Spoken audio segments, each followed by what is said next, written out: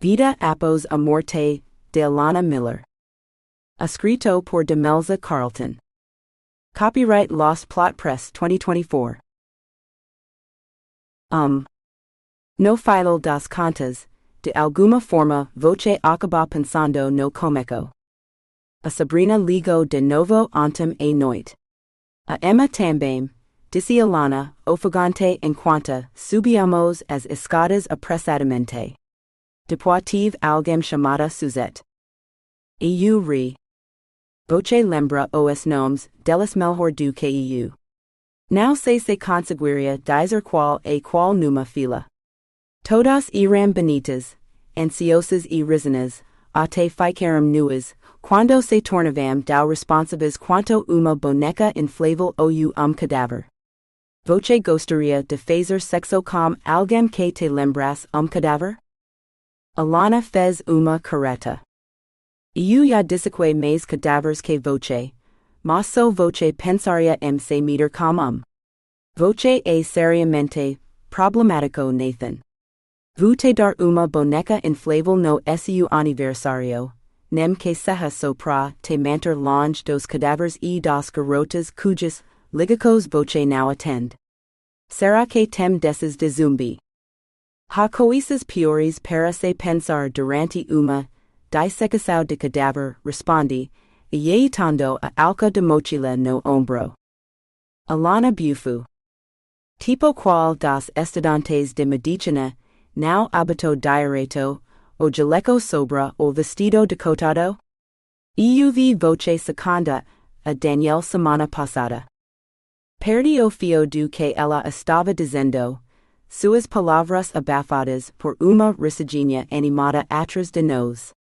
A garota de cabelos escuros usando o mesmo vestido decotado, que eu me lembrava, da semana passada subiu as escadas correndo, nos ultrapassando e continuando acima. Sua saia era tão curta que eu podia ver que ela não estava usando calçana, ou não muita, pelo menos. Talvez uma fio dental, eu supus. Torno aperto meu ombro. Caramba, Alanna tinha aperta forte para uma garota.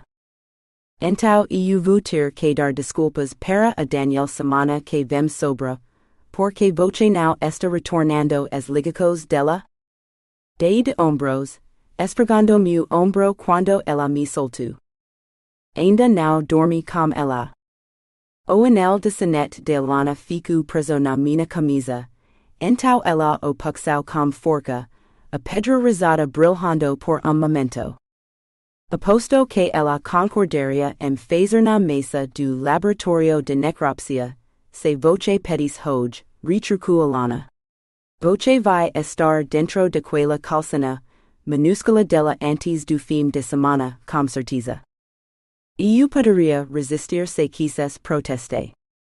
No dia que isso acontecer, vou morrer de choque, ela respondeu. Mal posso esperar para conhecer a garota que vai te mandar a merda em vez de te pedir pra transar com ela. Ela puxou a bolsa mais para cima no braço.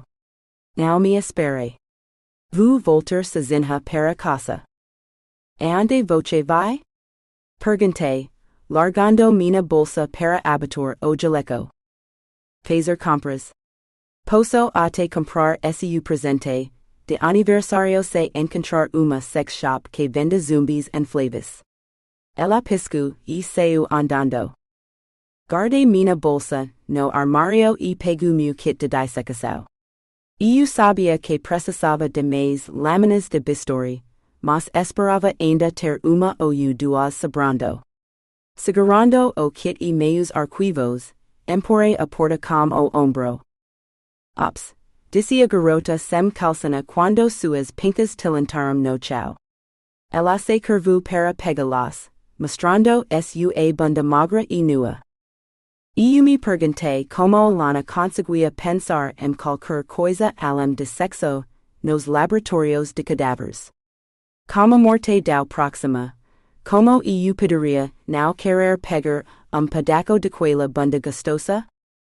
O Professor White Piguereo mal humorado ao entrar no laboratorio, seu jaleco esficando enquanto ele se aproximava. Miller descubra o cadáver de Hodge. Sua tarefa é descobrir a causa da morte. Voce será avaliado. A sem calcina estava com medo dos botos do jaleco abertos de novo, então eu podia vir seu decode empanado. Agarrei a borda do lençol e puxei, sem olhar para o cadáver. Miller diga-nos suas primeiras impressões, instruiu o Professor White. Os pitos dela são pequenos demais, mas vou caber bem na mão. Será que ela faz boque bom? Olhei rapidamente para o corpo sem rosto. Jovem, sem cabelos brancos ou crescimento. Meus olhos disseram mais. Lacericos e abraços na pele do torso e bracos. Trauma extenso nos pulsos e mãos. Incisos profundos nas coxas com mais abraços. Hematomas generalizados. Eu diria que a causa da morte é perda de sangue quando algumas dessas incisos perforam veias. Engoli seco, tentando não respirar muito o cheiro de formol. Arado, disse Alanna. Voce fez isso. Voce não me protegeu. Voce deixou que fizessem isso comigo.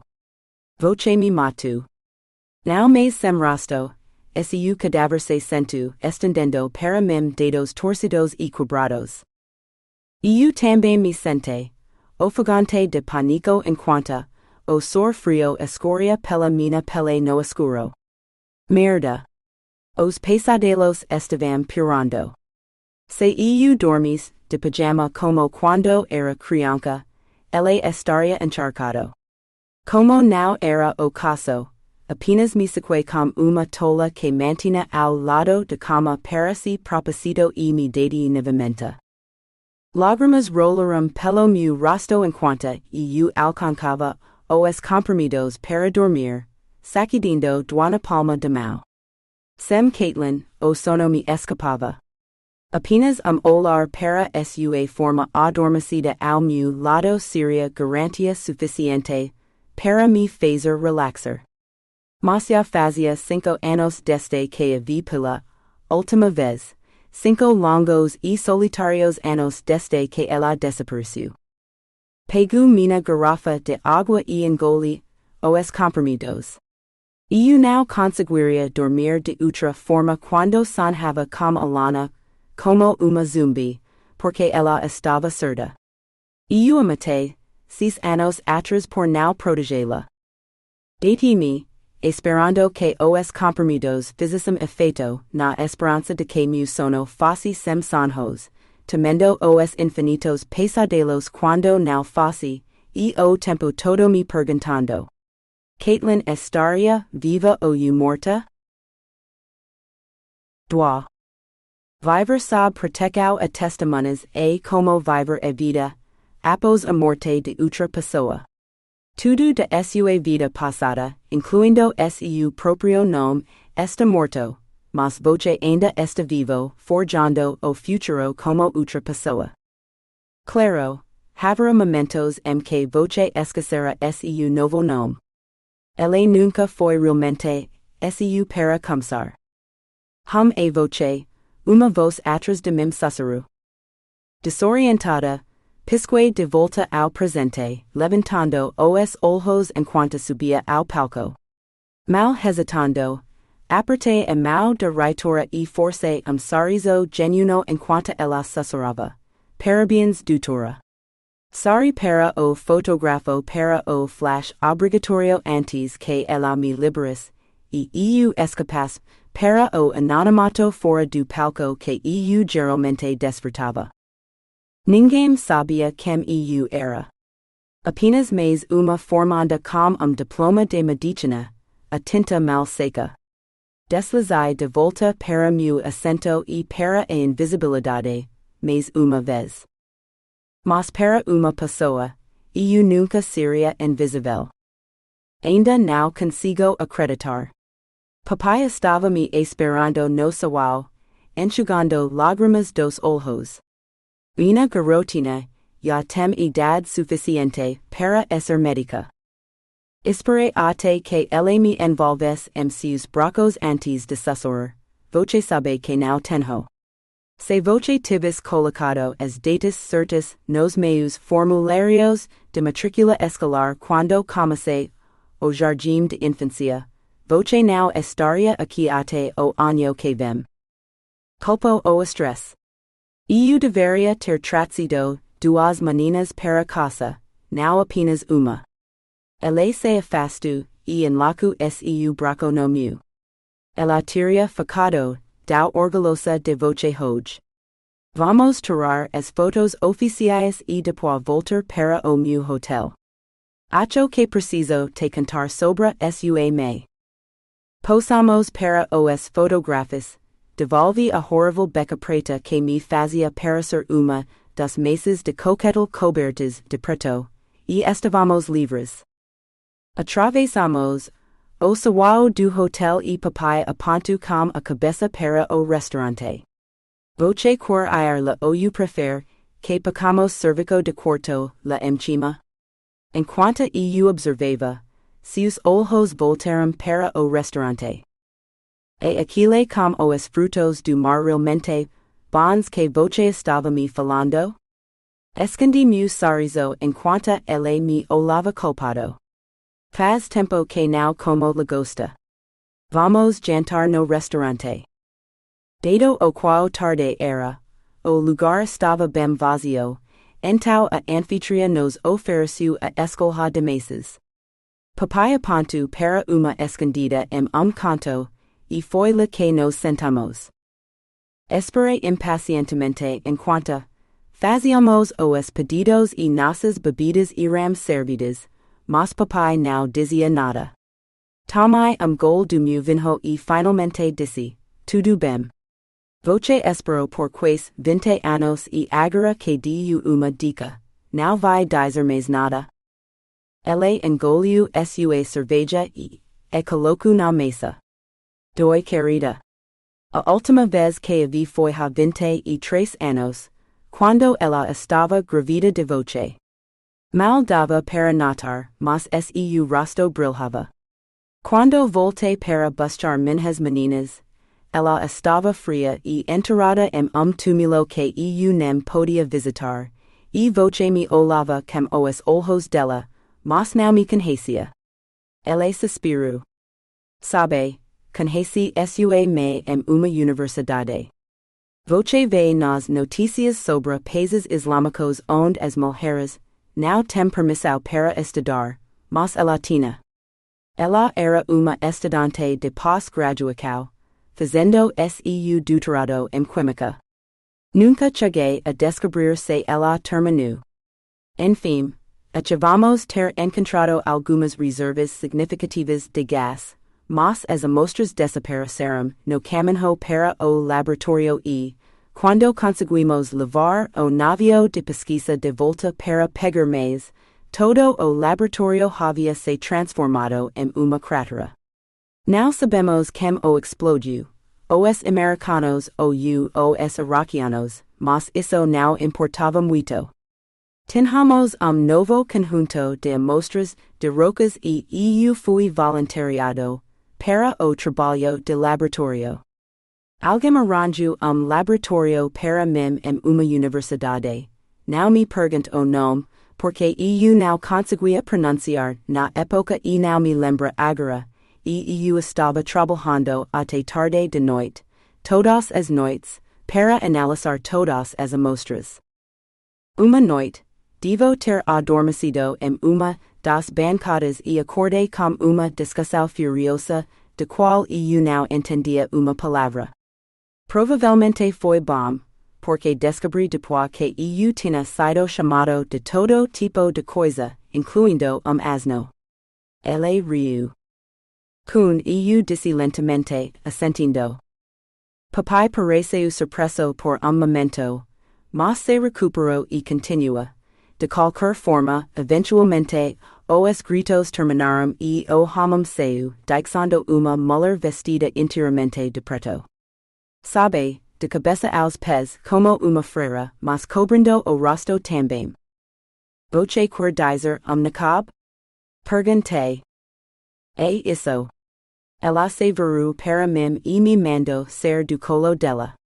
Now laboratorio colo. Toda ela coberta, exceto os olhos e eles estavam furiosos. Mas eu não conseguia parar de olhar para os olhos dela. Ela tinha olhos como os seus, enormes e escuros e profundos o suficiente para se afogar neles. Levei minuto para entender o que ela disse porque ela me tinha absolutamente hipnotizado, mas quando entendi, caí na gargalhada. A coisa errada a fazer, como descobri, porque ela realmente explodiu. A voz da sua me era incrível. Ela abandonou o inglês, ou pelo menos foi o que pareceu, mas a mensagem era clara. Eu estava invadindo e precisava ser quando essa mulher minúscula e velada terminou de gritar comigo em farsi, eu me senti desse tamanho. Ele levantou o dedo e o polegar, mal separados por 2 centímetros. Eu me afastei dela, maus erguidos em rendicao, e liguei para meu chefe. Disse a ele que havia uma mulher louca no meu laboratório que parecia querer me matar e perguntei se ele poderia, por favor, encontrar outra instalação se quisesse que eu sobrevivesse para terminar essa análise. Ouvi a porta fechar antes de encerrar a ligação e ela deve ter saído, porque não estava mais no laboratório quando olhei ao redor novamente. Antes que ela voltasse, corri pela sala, empaquetando tudo em preparação para uma mudança. O telefonema nunca veio. Todo dia eu tinha que desempacotar mais coisas, e todo dia ela me ignorava. Eu podia ouvi-la do outro lado do laboratório, mas sempre que eu olhava para ela me lancava olhar fulminante ou eu virava as costas. Ela nunca saía, nem mesmo para almoçar. E então dia, eu a ouvi entrar e depois som estranho, como quando voce tira uma tola de mesa como pouco. Então me virei, e ela havia tirado aquela coisa horrível parecida com habito. E por baixo ela estava vestida, normalmente. Bem, ela ainda usava lenço cobrindo o cabelo e uma saia longa e mangas compridas e era estranho. A única pele que ela revelava era o rosto, mas parecia muito mais. E ela era linda, tão linda. Não sei se já te disse, mas voce é igualzinha a ela. Não, ele nunca tinha dito, mas eu tinha visto a estranha tristeza em seus olhos quando ele olhava para mim às vezes. Era o mesmo olhar que ele sempre tinha quando eu fazia perguntas sobre minha mãe. Eu sabia. Assenti com a cabeça, não querendo interromper o fluxo de sua história. Eu não conseguia parar de olhar para ela e ela ficou com aquele mesmo olhar duro, nos olhos que eu conhecia desde o dia em que a conheci. Ela me disse que se eu fosse olhar para ela, como os outros homens olhavam, ela colocaria o nakab de volta e nunca mais o tiraria. Ela me perguntou se eu nunca tinha visto o rosto de uma mulher de onde eu vinha. Pedi desculpas e disse que não conseguia parar de olhar porque ela era tão linda. Então me apresentei e pedi desculpas novamente por invadir seu laboratório, dizendo que seria assim que minha empresa me encontrasse outro lugar, ou eu terminasse de testar todas as amostras. Ela me disse que seu nome era Fátima, e para eu não ter medo porque ela não queria realmente me matar. Fiquei tão envergonhado, mas então ela saiu e achou que me apaixonei por ela ali mesmo. Pouco idiota realmente, como algo em livro. Se apaixonar por alguém porque ela te disse que não queria te matar. Nathan. Nathan tina dito algo parecido, que ele nunca quis me machucar. Now que eu tivesse me apaixonado por ele na hora, dadas as circunstâncias, mas foi o primeiro vislumbre de confiança que me levou a amá-lo mais tarde. Claro, ele jogo isso na minha cara quando escolheu sua carreira em vez de mim, mas ele fez suas escolhas e era ele quem tinha que viver com elas. Eu me perguntava se ele alguma vez se arrependeu de me deixar ir. Querida? Você acha que estou louco? Ou já ouviu o suficiente? Balancei a cabeça, tanto para clareá-la quanto para responder a ele. Now, por favor, quero ouvir. E todos temos nossos momentos de loucura. O amor supostamente deve te deixar pelo menos pouco louco. Olhei para cima, e o encontrei me encarando. Ok. Você fala como se tivesse experiência pessoal. Eu vou conhecê-lo? Eu não pude evitar. Ri. Pai, tenho 23 anos e não sou mais completamente inocente, mas eu te contaria se houvesse alguém na minha vida que eu precisasse que você conhecesse. Ele me olhou desconfiado. Quem foi? Foi aquele Jason Esquisito, irmão de Joe. Sabe, ouvi no noticiário que ele foi preso em Sydney por fazer uma orgia não conversável. Ele e 3 garotas. Você não era uma delas, era? Dei ronco nada feminino. Puta que pariu não. Até o pensamento do Jason pelado me faz perder o apetite. Porque você não me conta sobre você e amame em vez disso. Eu não me lembrava, se alguma vez a tinha chamado assim. Não sabia como a chamava, se é que eu já conseguia falar. Oh olha, levemos jantar, disse papai, saindo para a garçonete enquanto ela servia nosso pedido. Engolindo o desejo de fazer milhão de perguntas a mais, me concentrei em terminar minha comida para que papai me contasse mais. Porque ele decidira desabafar agora, de todas as noites. Calafrio percorreu meu corpo enquanto eu temia o pior. 3. Papai engoliu o resto de sua cerveja e pediu uma terceira. Eu bebi meu copo d'água lentamente e balancei a cabeça negativamente quando o garçom perguntou. Eu não queria mais álcool. Mesmo que eu não estivesse dirigindo, eu tinha que trabalhar, amanhã e uma ressaca não me ajudaria a me concentrar. Se você não quer ouvir, não precisa. Você pode ir para casa. Vou pedir ao concierge para chamar táxi para você.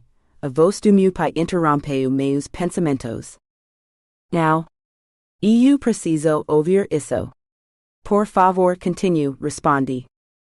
Bem, a partir daquele dia, sempre que eu saia do laboratório para tomar café ou comer algo, eu a convidava para vir comigo e quando ela recusava, eu oferecia trazer algo de volta para ela. Ela apenas sorria, balançava a cabeça e voltava ao trabalho. Nos conversávamos pouco ocasionalmente, como quando estávamos esperando pelo espectrometro ou lavando os equipamentos de laboratório usados, mas era só isso. Ela também não usava mais o véu no laboratório. Todo dia eu a convidava para tomar café ou almoçar e todo dia ela recusava, mas parecia melancólica, como se quisesse aceitar. Então eu continuei perguntando, muito depois de quando deveria ter parado. Uma noite, ela saiu sem dizer boa noite. Ela sempre dizia boa noite, e eu me perguntei o que eu tinha feito para irritá-la. Imaginei que minha persistência pudesse tê-la aborrecido. Sentindo-me pouco triste, prometa a mim mesmo que requeria no dia seguinte, mas naquele dia eu iria para casa mais cedo e tomaria uma bebida do meu pequeno estoque de álcool ilegal. Sai do laboratório e dei de cara com ela. Bem, com uma mulher baixa vestida toda de preto, mas eu sabia que era ela, mesmo que eu só pudesse ver seus olhos. Pedi desculpas, me sentindo ainda pior, mas ela riu e me puxou para o escritório do outro lado do corredor. Ela me disse que finalmente era o fim do mês de junho do Ramada, e ela queria celebrar comigo também, então tinha trazido alguns doces tradicionais. E debaixo daquele vestido ela tirou prato cheio de, montes de coisas, todas cobertas de açúcar em pó. Mais do que duas pessoas poderiam comer, tenho certeza, mas eu tentei. Meu Deus, eram doces demais. E então ela me explicou que todos os dias eu tinha tentado com comida e café quando ela não podia ter nenhum dos dois. Mas amanhã ela poderia, e se eu a convidasse, ela adoraria se juntar mim para café ou almoço. Ela disse que eles não deveriam nem pensar em sexo quando estavam jogando para o Ramada. E uma coisa levou a outra e, ela me beijou. Eu fiquei chocado. Quero dizer não foi como se ela tivesse rasgado nossas roupas e me atacado na mesa. Pelo menos não naquela noite, mas... Pai. Mesmo com meus olhos bem fechados, minha imaginação vivida estava me mostrando imagens que eu não queria ver. Eu não quero ouvir sobre você e a mãe fazendo sexo em público no Oriente Médio. Não acredito que vocês não foram presos. Shish, o garcom está me olhando como se fosse vir aqui ou chamar a segurança ou algo assim. Pensei que você quisesse saber como me aperfeiçoei, por sua me. Engoli seco. Eu quero mas não em detalhes gráficos. Eu nem leo esse tipo de coisa em livros. Ele me encaro. Tem sexo gráfico em livros agora? E você está lendo eles? Eu queria rir e dizer que sim, se para ver o choque em seu rosto, mas duvidava que até ele acreditaria em mim. Sim, há muitos livros que são mais abertos sobre essas coisas agora, mas a maioria deles envolve bondage e amar mulheres que supostamente gostam desse tipo de coisa. Eu os evito, como a peste. Então, a menos que você queira discutir castração forçada para estupradores condenados e perpetradores de crimes violentos contra mulheres, acho que deveríamos voltar a mame. Papai engasgou com sua cerveja, mas bateu no peito até se recuperar. Ah, certo. Você sabe que sinto muito por não ter podido estar lá para você há 5 anos, quando tudo aquilo aconteceu. Foi como perder-la novamente e eu não pude. Ele parecia que ia chorar. Eu se interrompi. Não havia nada que você pudesse fazer, pai. Eu tinha equipes de polícia e antiterrorismo cuidando de mim até me colocaram em proteção a testemunhas. Sim, meu pai era covarde em relação a luto e perda e nós dois sabíamos disso. Ninguém era perfeito. Não é como se eu não tivesse algumas fobias sérias também. Ele reservava tempo para as coisas boas, formaturas e cerimônias de premiação e talvez até dia meu casamento, se eu algum dia chegasse perto o suficiente de cara para considerar uma coisa tão louca. Mas quando eu estava doente ou com problemas, ele estaria do outro lado do mundo, incapaz de lidar com a possibilidade de me perder. Eu tive apendicite quando tinha 10 anos e ele não visitou o hospital uma única vez. A mãe de Joe tive que me levar para casa e ficar lá até que o pai chegasse do trabalho, tarde de noite. Eu me perguntava se ele teria vindo para o meu funeral, se eu não tivesse sobrevivido ao sequestro. Acho que nunca saberei. Respirei fundo. Como vocês decidiram se casar? Cor dizer, eu não achava que as pessoas namorassem lá como fazem aqui. Ele tomou grande gol de sua cerveja. A violência estava aumentando, e havia rumores de guerra. Meu chefe me ligou dia e disse que estavam evacuando todo o pessoal de campo, mas os funcionários do escritório poderiam ficar por enquanto. Éramos apenas nós dois que sobramos.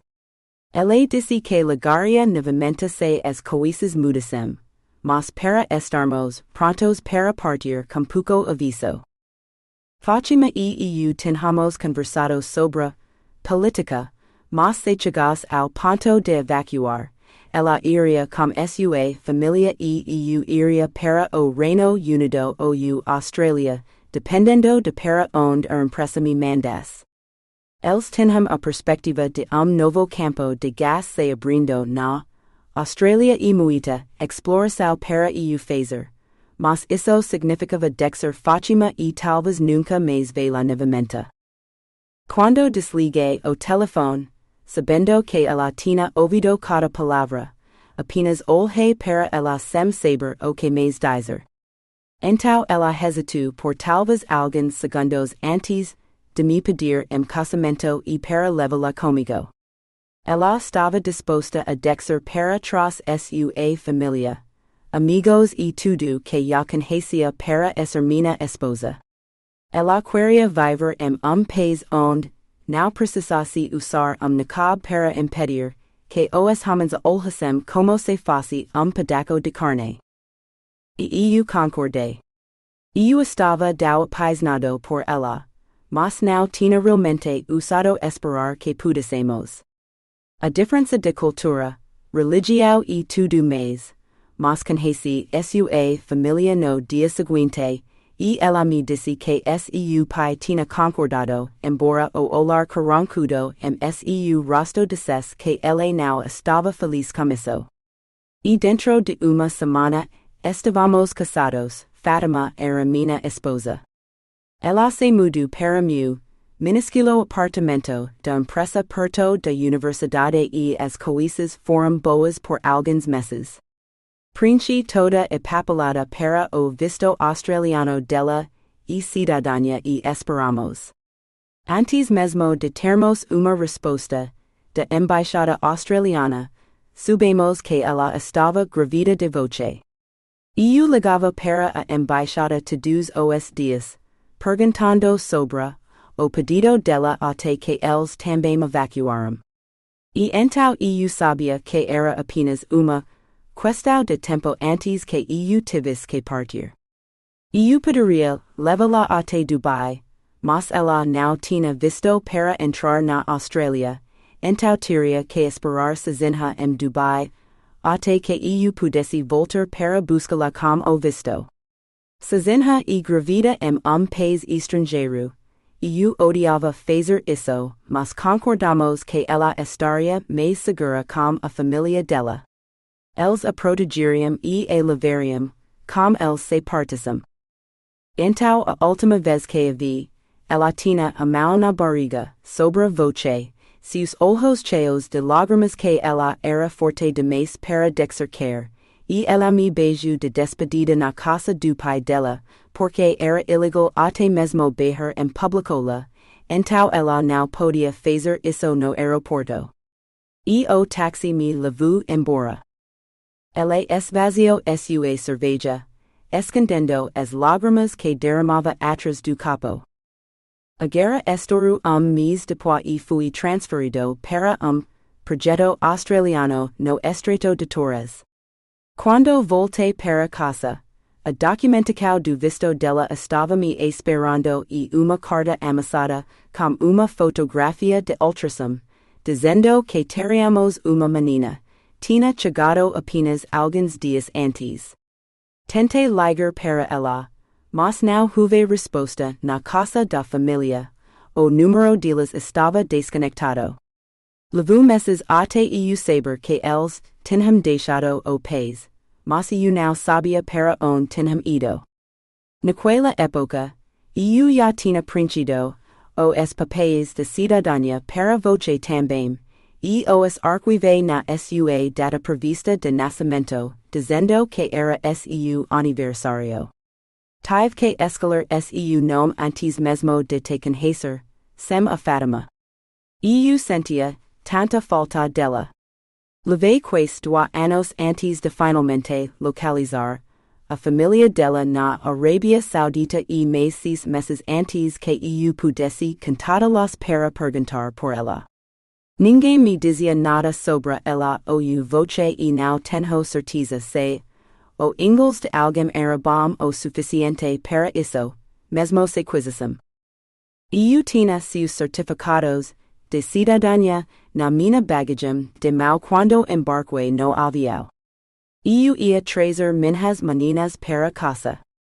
No entanto, quando entrei na casa delas e olhei nos olhos do pai dela seu avô, eu já sabia. Minha linda e maravilhosa esposa de apenas 2 meses estava morta. Quando perguntei sobre voce, ele tentou dizer a mesma coisa, que voce estava morta, e eu quase acreditei nela, mas uma das mulheres trouxe uma criança gritando para a sala que correu direto para ele. Imediatamente, ele se suavizou ao pegar a pequena menina, beijou seu joelho esfolado e enxugou suas lágrimas. Era como se eu não estivesse lá. Ele estava segurando uma criança que importava, mais do que qualquer outra pessoa. E então ela se virou para me olhar com os olhos de Fátima, e eu soube que voce era.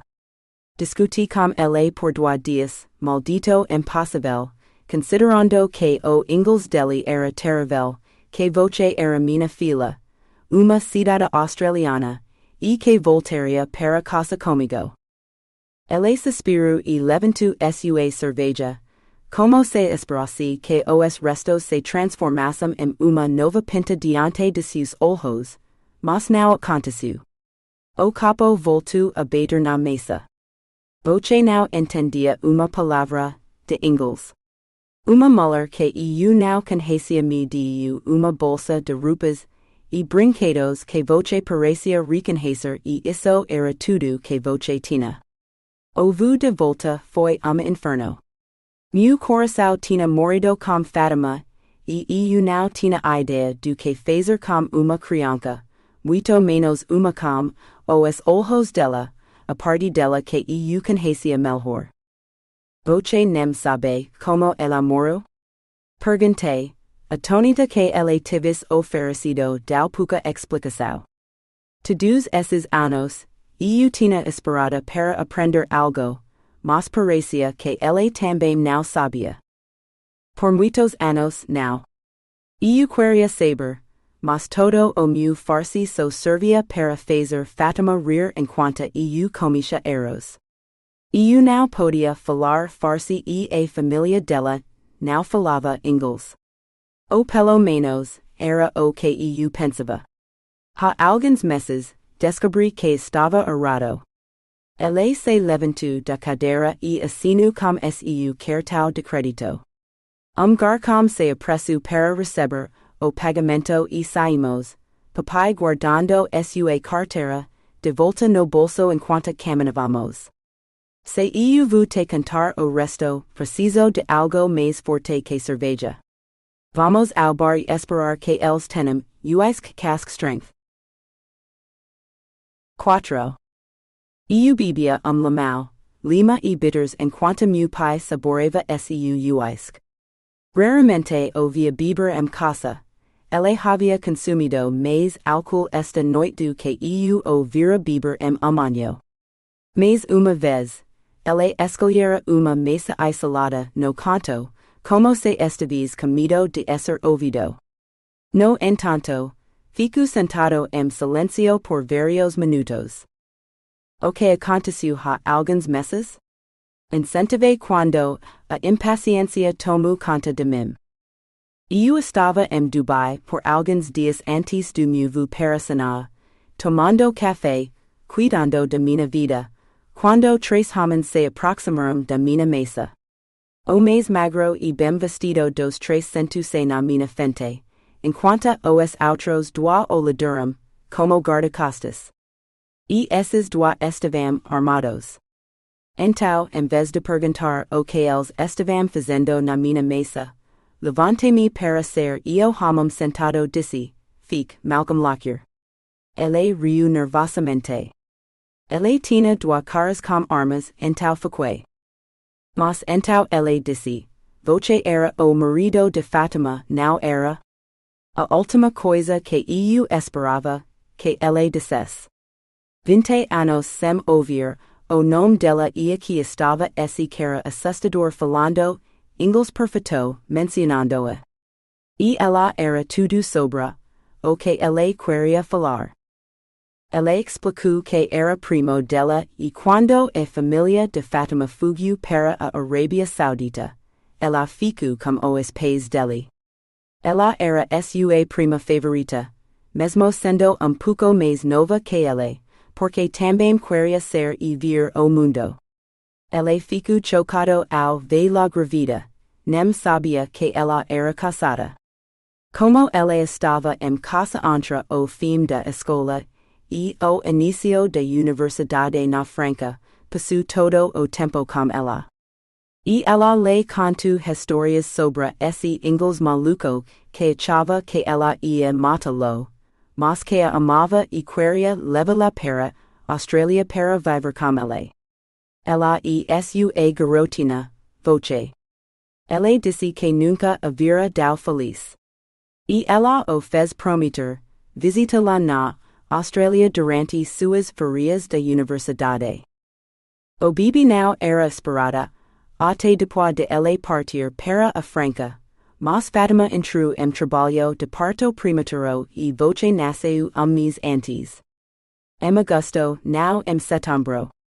Ele disse o quanto ela te adorava, não conseguia olhar para voce sem sorrir. Ela não permitia que seu pai contratasse uma babá para ajudá-la cuidar de voce. Ela queria fazer tudo sozinha porque na Austrália, ela não teria empregados e precisaria saber. Fátima tinha sua vida toda planejada comigo e eu nem sabia. Então ele foi para a universidade e tudo estava bem, até que recebeu uma ligação de manhã de seu pai, dizendo que Fátima havia morrido. Ele pegou o próximo avião para casa e chegou a tempo para o funeral. Ele exigiu saber porque o marido e a filha dela não estavam lá. Nem mesmo o próprio pai dela estava à beira do túmulo para vê-la ser enterrada. Ele jurou que faria aqueles que a mataram, se arrependeram de suas ações nesta vida e na próxima. Papai fungo, embora nenhuma lágrima tenha caído, e bebeu novamente. Quando chegou em casa, encontrou a casa em alvoroço. Seu tio, o pai de Fátima, estava gritando com o próprio pai sobre confiança, família, obrigação e traição, mas estava claro que ele estava indo embora. Ele disse que se aproximou do pai de Fátima para oferecer suas condolências e foi informado de que ele era o único em sua família a lamentar sua morte. Quando não conseguiu obter mais informações de nenhum dos dois homens, ele procurou sua irmã, que parecia estar evitando todas as discussões. Ela tinha seus próprios problemas, ele descobriu. Ela havia sido prometida em casamento a alguém apenas uma semana antes e estava com raiva de ser vendida, como ela chamava. Quando ele perguntou sobre Fátima, ela lhe disse que ela havia ficado muito triste com a rejeição do marido por algum tempo, então ela se matou. Sua irmã havia sido quem me encontrou. Pela primeira vez na minha vida, vi meu pai cair em prantos. Ela se matu porque eu não a encontrei a tempo. Os papéis se inverteram, mas eu não me importei. Abraceo, tentando consolar vivo luto cuja dor eu nunca poderia compreender, pois nunca perdi meu próprio mundo e me acreditei responsável. Algum tempo depois, convenci papai a terminar seu uisque e o ajudei a subir para seu quarto de hotel. Enquanto solacava, ele relatou os últimos detalhes de seu encontro com o primo de minha mãe. Ele disse que o pai dela morreu no início deste ano e ele havia sido nomeado herdeiro e executor do testamento. Pela lei islâmica, tinha que ser homem, e Fátima não tinha irmãos, apenas irmãs mais novas. Entre os pertences do pai dela estavam algumas fotografias de Fátima, que ele achou que eu gostaria de ter. Ele queria me visitar na Austrália e traz-las com ele. Nos visitar, para que pudesse te vir novamente. Papai deixou cair o cartão chave duas vezes antes que eu tivesse pena dele e destrancasse a porta com minhas mãos firmes. E o que você disse? Perguntei, morrendo de vontade de saber antes de ir embora. O que ele quisesse, respondeu papai, rindo tremulamente. Eu teria concordado com qualquer coisa que ele quisesse, porque ele tinha dois guarda-costas prontos para atirar em mim se eu não concordasse. Desejei-lhe boa noite e deixei para pegar táxi. Durante toda a viagem para casa, as palavras do meu pai giravam na minha cabeça. A morte de minha mãe foi suicídio e seu primo havia gerado vingança, seu primo assustador, que trox guarda-costas fortemente armados com ele para tomar café, e ele queria me conhecer. Nada daquilo fazia sentido. Tudo o que eu sabia era que minha vida estava prestes a ficar muito mais interessante. 5. Cara, que diabos é isso? Navid engoliu seu enorme bocado de torta. Como assim? Isso. Sacudi a carta para ele. A ASIO está tentando comprar meu silencio ou ok. Navid pagou a carta, segurou-a com o braço esticado e apertou os olhos para Lila. Parecia que ele precisava de óculos. Será que ele estava ficando dal velho assim? Ele me devolveu o papel. Não é uma quantia ruim, por não contar uma história que você não vai falar de qualquer jeito. Se eu fosse você, solteiro como pagaria o dinheiro e reservaria umas férias legais. Dá para passar mês viajando pelos EUA ou pela Europa com isso, incluindo as passagens aéreas. Mas não posso tirar férias se você precisar de mim como testemunha na investigação. Já marcaram uma data finalmente? É estranho receber uma oferta de dinheiro pelo silencio antes das audiências. É por causa da cobertura da imprensa sobre a investigação de que lhe descricado do Morte? Eles querem ter certeza de que não vamos falar com a imprensa? Navid olhou fixamente para algo distante. Não, ninguém marcou uma data para a investigação. Então por que agora? Insisti. Porque estou jogando dinheiro em mim? É como Caitlin que eles têm que se preocupar, e isso não é nem de perto o que as emissoras de TV ou revistas oferecem. Não vejo ela concordando em aceitar 10,000 para ficar quieta. Não quando ela pode conseguir 10 vezes mais por uma exclusiva. Navi tossiu. Acho que vou oferecer muito, mais que isso a ela. Afinal, ela é quem quis moro. Então não é esse dinheiro pelo silencio? É compensacao pelos danos sofridos e toda aquela merda que diz na carta? E é minha irmã? E é Alanna? Ela recebu pagamento, postumo também?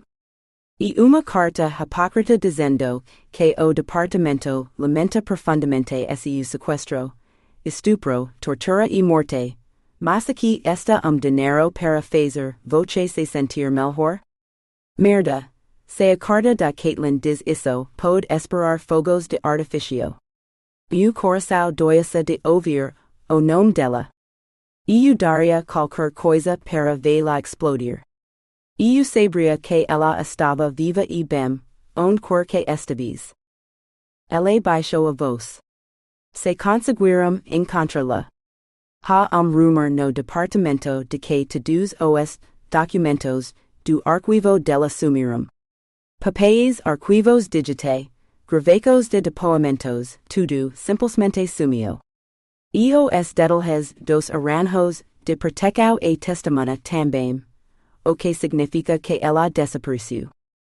E o encarei chocado, esquecendo o dinheiro do silêncio. Você não sabe onde ela está? Ela pode estar morta ou ferida, ou sabe Deus o que. Vocês têm que encontrá-la. Ela vai precisar testemunhar na investigação também. Por dizer, ela quase morreu por causa dele. E eu poderia ver-la se ela vis para a investigação, mesmo que eu tivesse que acampar do lado de fora do prédio.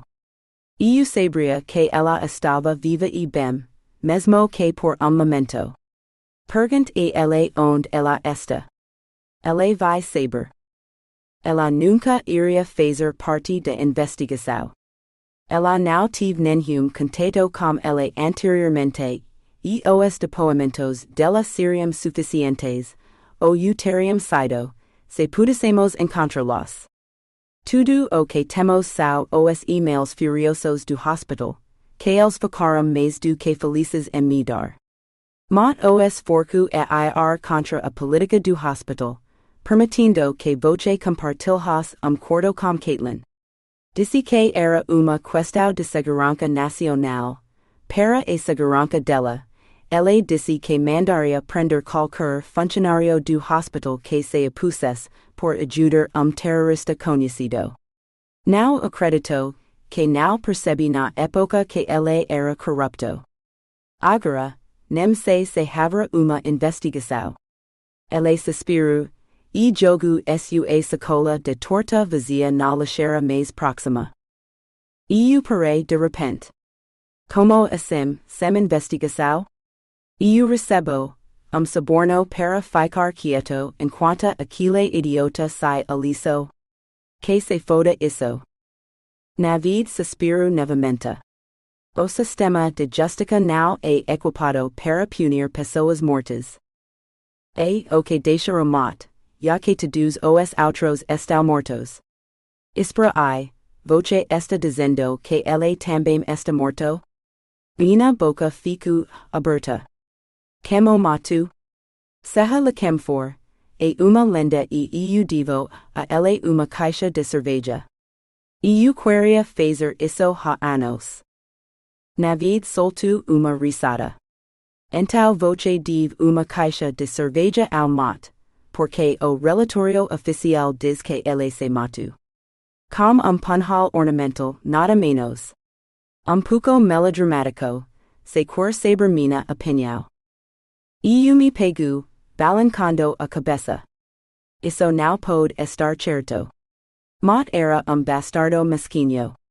Ele nunca faria favor ao mundo e se mataria. E se fizesse, levaria pessoas como ele ou pelo menos incriminaria alguém por seu assassinato para poder rir todo o caminho até o inferno. De quem você suspeita? Navi de ombros. Bem quantas pessoas o odiavam? Poderia ser qualquer Caitlin era boa como uma faca, pensei distraidamente, não querendo acreditar que fosse ela. Se alguém merecia estar na ponta de sua lâmina, era ele. Sua negligência, sua indiferença ao que ela poderia sofrer quase a matou. Tenho que voltar ao trabalho. Colocarum Michael eu para procurá-la. Uma garota em 20 milhões de pessoas, se é que ela ainda está no país. Os caras em Canberra querem que todo esse caso acabe o mais rápido possível, então nos tiraremos de outros projetos para procurar uma garota que não quer ser encontrada. Ele riu, mas ficou sério rapidamente. E, ela nunca mencionou nada para você? Sobre para onde ela estava indo, ou o novo nome que usaria? Lembra do dia em que Mott contou a ela sobre os arranjos. Ela ficou realmente irritada com eles. Queria ter perguntado a ela na época. Balancei a cabeça. Se ela tivesse me dito alguma coisa, eu teria cedido e começado a procurar por ela muito antes disso. Eu também mudaria meu nome e me esconderia se tivesse que fazer isso. As palavras dele começaram a fazer sentido. Espera aí. Ela nunca conheceu o Mott. Ele a visitou no hospital quando ela estava inconsciente, mas nunca depois disso. Eu nunca teria deixado aquele bastardo chegar perto dela. Ele não encontrava meu olhar. Ela falou comigo em particular quando você não estava por perto, pedindo uma reunião com seu superior. Eu fiz os arranjos e a levei de carro ao escritório e de volta para casa nas duas reuniões. Ela notou algumas inconsistências no que ele disse e me contou que suspeitava que ele fosse corrupto. No começo descartei a ideia, achando que ela era só uma adolescente com imaginação fértil, mas algumas das coisas que ela disse soaram como alarmes bem altos. Então, comecei a ver ele cometendo erros também. Levei 4 anos para reunir evidências suficientes para justificar uma investigação, e agora ele está morto, então nunca saberemos por que ele fez isso ou o que mais ele sabia. Ele riu baixinho. Ficou me perguntando se ela sabia. Adoraria perguntar a ela agora. Hesitei, mas continuei mesmo assim. Se você a encontrar, pode me avisar? Eu só quero saber se ela está bem. Está me matando, não saber. Ele balançou a cabeça e não encontrou meu olhar. Nathan, você sabe que não posso fazer isso. Ela está em proteção a testemunhas, por motivo, mesmo que os 5 anos oficiais tenham acabado e ela possa relaxar no sigilo agora. Ela não é do tipo que vai ser espalhando sua foto em todos os canais de mídia social que puder encontrar só porque pode. Ele inspirou profundamente, considerando. Vou te dizer o seguinte. Se encontrarmos e eu tiver a chance de falar com ela, direi que você queria saber se ela estava bem e que adoraria conversar com ela, mas apenas se for o que ela quiser. Não é como se você tivesse se oferecido para se esconder com ela.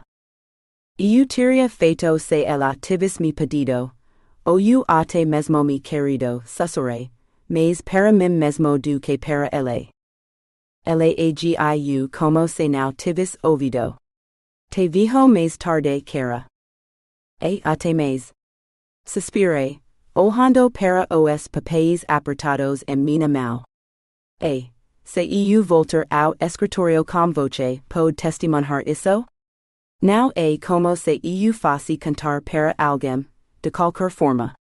Talvez o dinheiro seja útil. Meu espelho lateral caiu de novo e precisamos de uma nova caixa de correio. Ele riu. Você nunca muda, não é? Aposto que nunca conto para sua irmã que é você batendo na caixa de correio toda semana. Merda não. Eu não ia cantar isso para Chris. Ela me rotularia, como motorista inseguro e tentaria revogar minha carteira. Eu ficaria preso em casa com ela para sempre, e a mers do transporte público com todos os malucos no trem indo e voltando do trabalho. E ela achava que eu era louco. Os usuários do transporte público eram piores. 6. Sei de algo que você não vai sentir falta em Melbourne, disse eu enquanto olhava pela janela. A fita adesiva fez barulho torturado enquanto eu a usava para fechar outra caixa. Ok. O clima, que muda constantemente. Rabisquei livros na parte superior, de caixa com marcador e decidi rotular as laterais também. Now, o trajeto até a faculdade. Espremida num vagão de trem lotado com todos aqueles passageiros loucos, se forçando a não entrar em pânico com o número absurdo de estranhos te tocando. Já vi sua cara no trem. E como se você estives tentando não gritar. Sorry fracamente. Na verdade, tentando não esfaquear alguém. 5 anos e minha pele ainda se arrepiava, se alguém me tocasse. Talvez eu devesse ter me tornado freira, não médica. Não me permitiriam carregar uma faca para todo lado se eu fosse freira. Além disso, havia a questão de ter matado pessoas. Agora vou poder ir a pé para o trabalho. Eu te disse que aquele apartamento, ao lado do hospital era bom investimento. Ela mostrou a língua. Su contadora, now consultora de investimentos. Mas ainda acho que você deveria te lo alugado este año, antes de se mudar. 6 meses de aluguel e muito dinheiro jogado fora. Eu queria ser veterinária, mas não tinha tirado notas altas o suficiente nos exames finais para entrar no curso, então escolhi contabilidade. Como imaginaria que ela poderia ser mais apaixonada por números do que por filhotes e gatinhos. Não era sobre o dinheiro. Era sobre ter meu próprio espaço onde ninguém mais tinha morado ou feito coisas. Lugar sem passado para que eu pudesse criar meu próprio futuro lá. Claro que escolhi Perth. Depois de tanto tempo longe, eu queria voltar para casa. Com novo nome, uma nova carreira e uma vida totalmente nova, mas era lar. A vida após a morte de outra pessoa, assombrando o lugar onde eu quis morrer.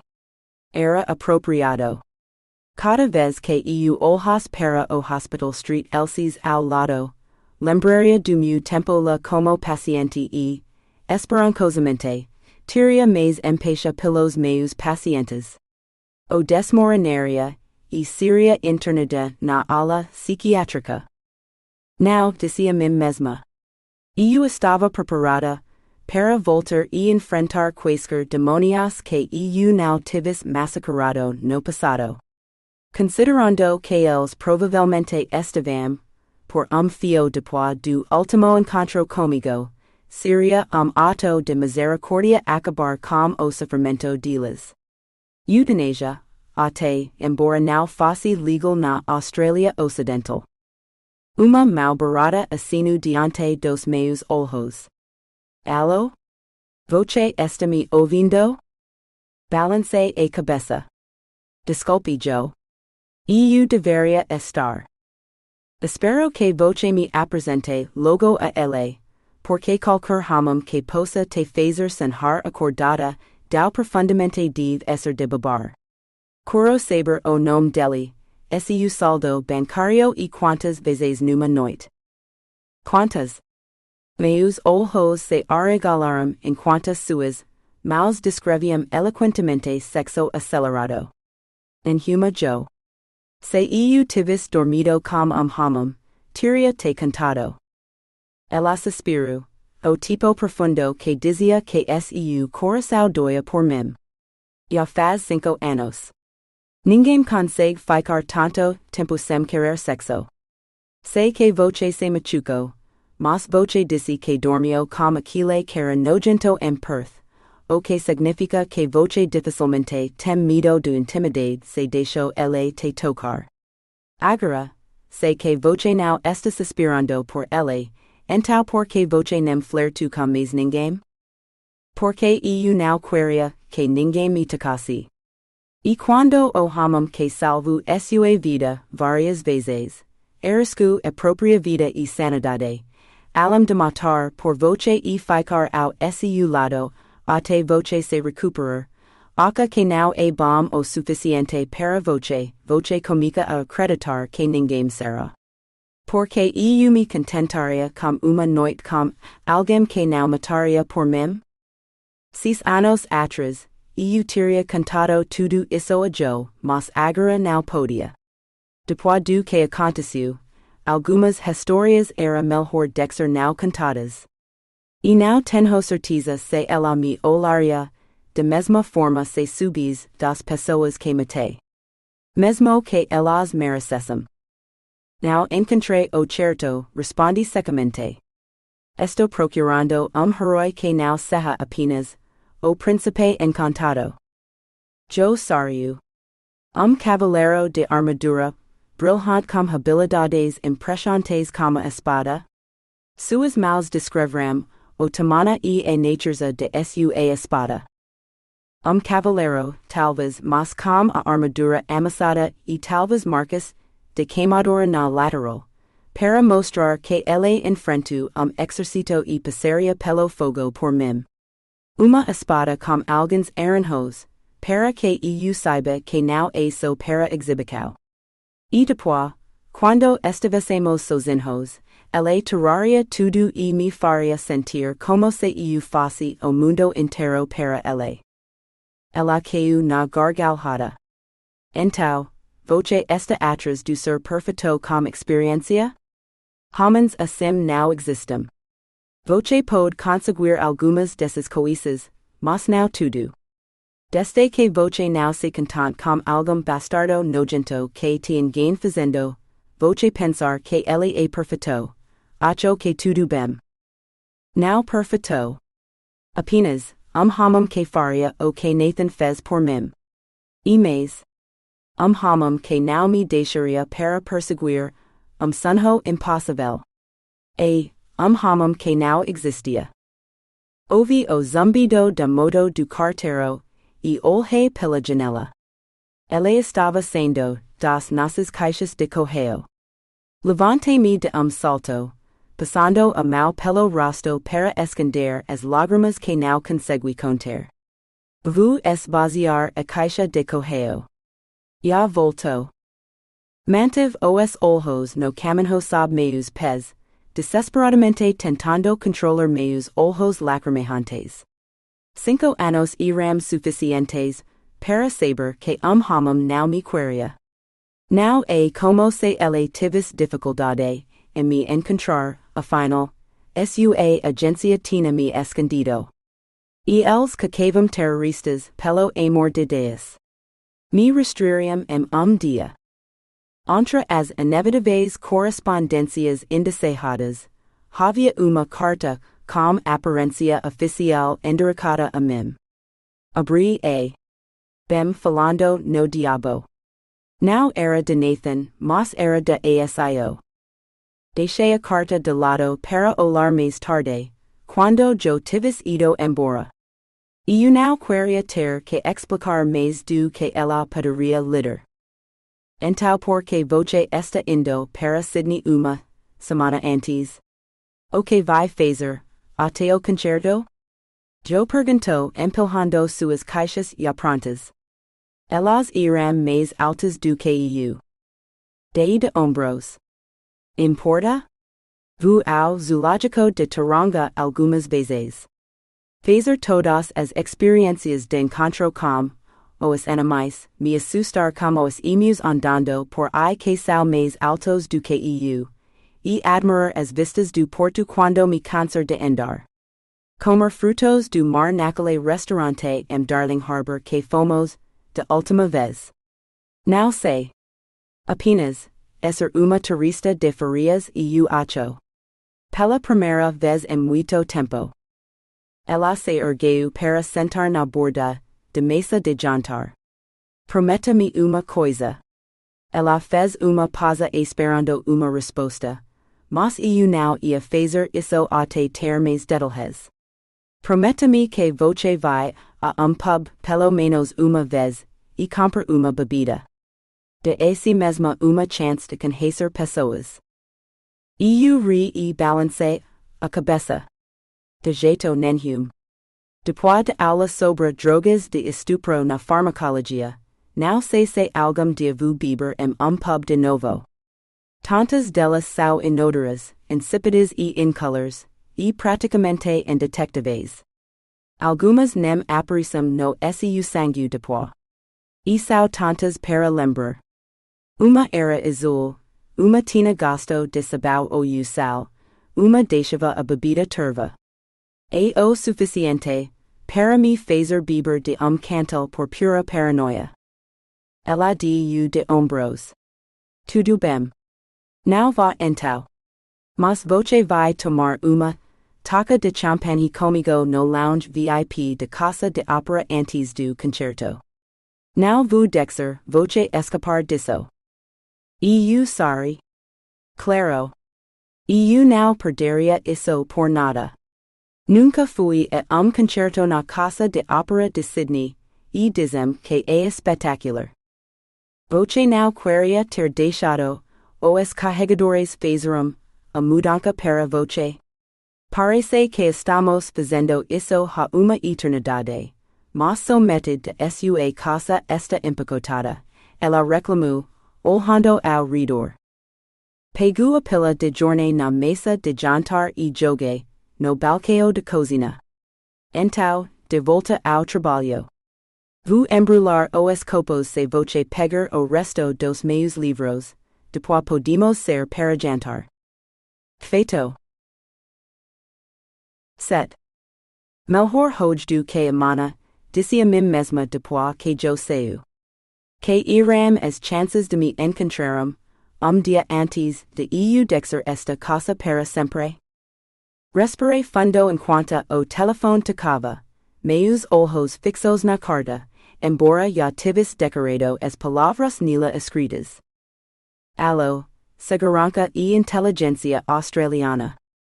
Olá, meu nome é Caitlin Lockyer, disse eu, fazendo uma careta ao pronunciar o nome desconhecido em voz alta. Fazia muito tempo que ninguém me chamava pelo meu nome verdadeiro. Recebi uma carta hoje sobre pagamento ex gratia e gostaria de discuti-la. Eu queria perguntar se era uma piada. Havia muitos zeros depois do cifrão nesta carta e parecia bom demais para ser verdade. Nenhuma quantia de dinheiro poderia pagar pela minha dor, mas certamente poderia me ajudar a me sentir melhor depois. Simtra. Lockyer. Vou transferir-la para o jurídico agora, momento por favor. O telefone tocou novamente. Batucava com os dedos no ritmo de música na minha cabeça, resquício do ensaio da noite anterior. Alô, Mike Lawler falando, uma voz masculina agradável respondeu. Respirei fundo novamente. Oi, meu nome é Caitlin Lockyer e recebi uma carta do seu escritório. SRTA. Lockyer. Se está preocupada com o atraso, garanto que nosso escritório fez tudo ao seu alcance para localizá-la, mas os registros de proteção e testemunha foram corrompidos e não conseguimos encontrar informações sobre seu nome ou endereço atual por bom tempo. O atraso foi levado em consideração quando calculamos o valor em sua carta. Ele pagaria. Então isso não é uma piada? Perguntei fracamente. O valor ao qual ele se referia era maior do que eu havia recebido pela minha entrevista na TV. Era mais do que as pessoas recebiam quando eram mandadas para a prisão por crimes que não cometeram. Prisão injusta e muito mais.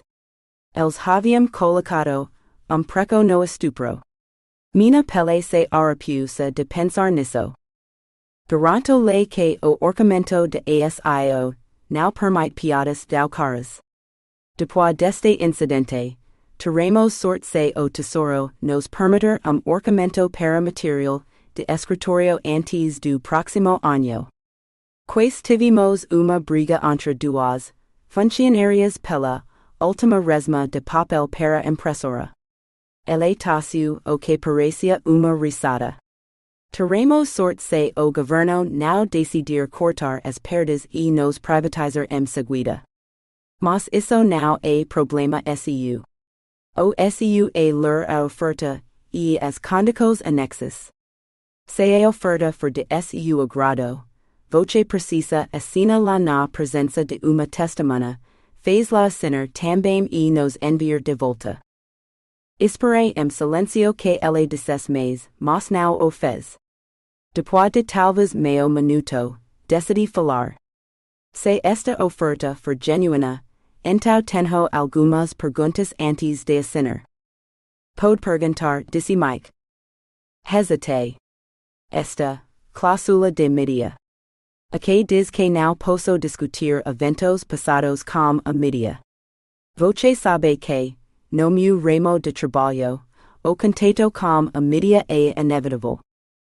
Mas não como Caitlin Lockyer. Sabe su novo nome, quaisquer eventos que envolvam sua nova persona estão excluídos. Está detalhado nas condições no cans, now 16.3.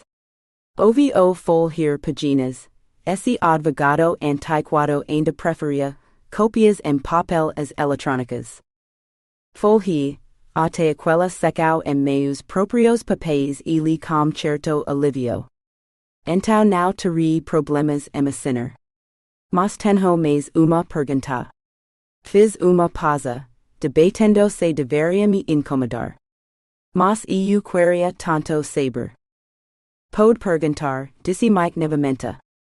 As outras partes envolvidas neste incidente.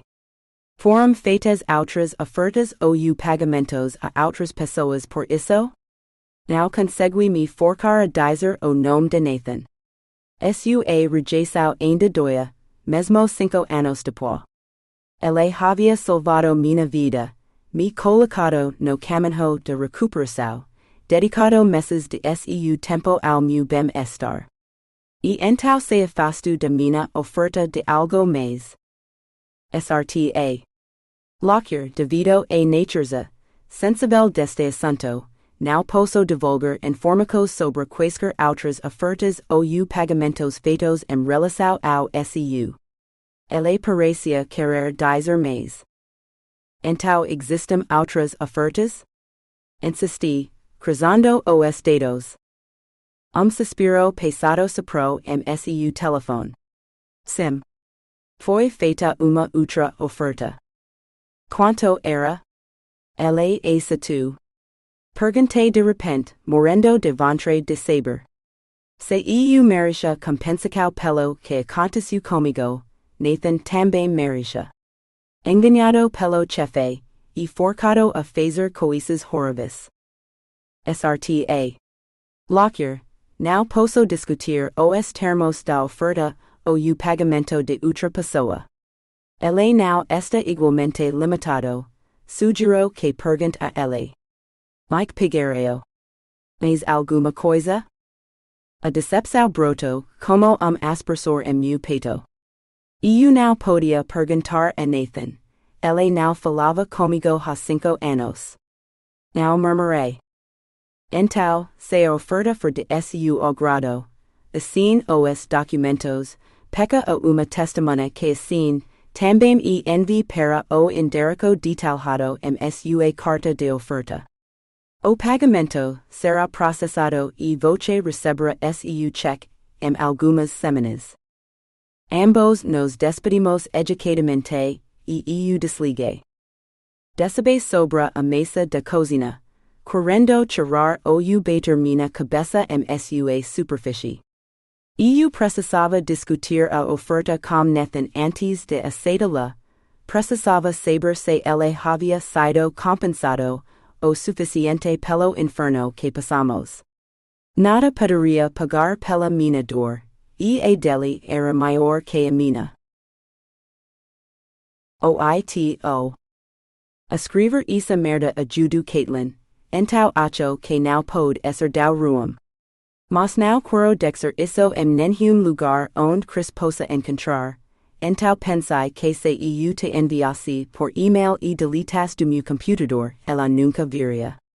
E se você encontrou uma maneira de checar seu e-mail no além, sinto sua falta, Alanna. Todos os malditos dias.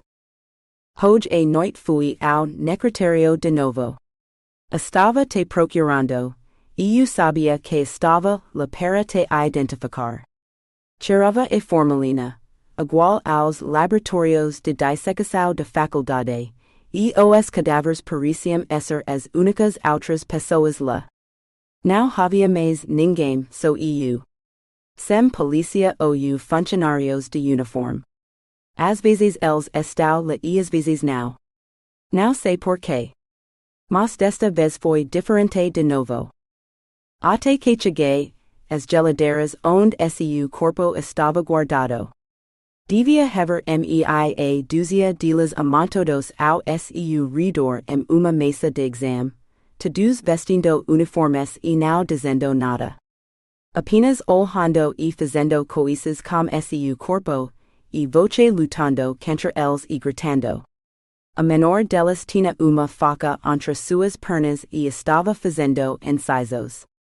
Elas não sangravam, é claro, porque pela sua pele azul eu podia dizer que voce estava morta, mas voce ainda estava gritando.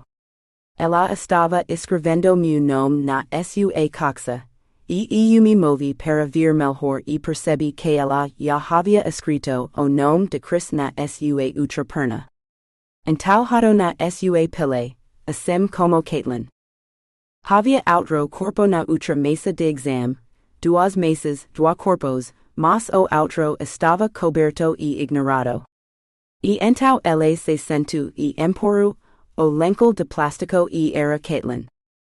Sua pele estava tão pálida e azulada quanto a sua, mas seus olhos tinham o inferno neles e ela levantou uma arma. Ela atirou nas pessoas ao seu redor, uma por uma.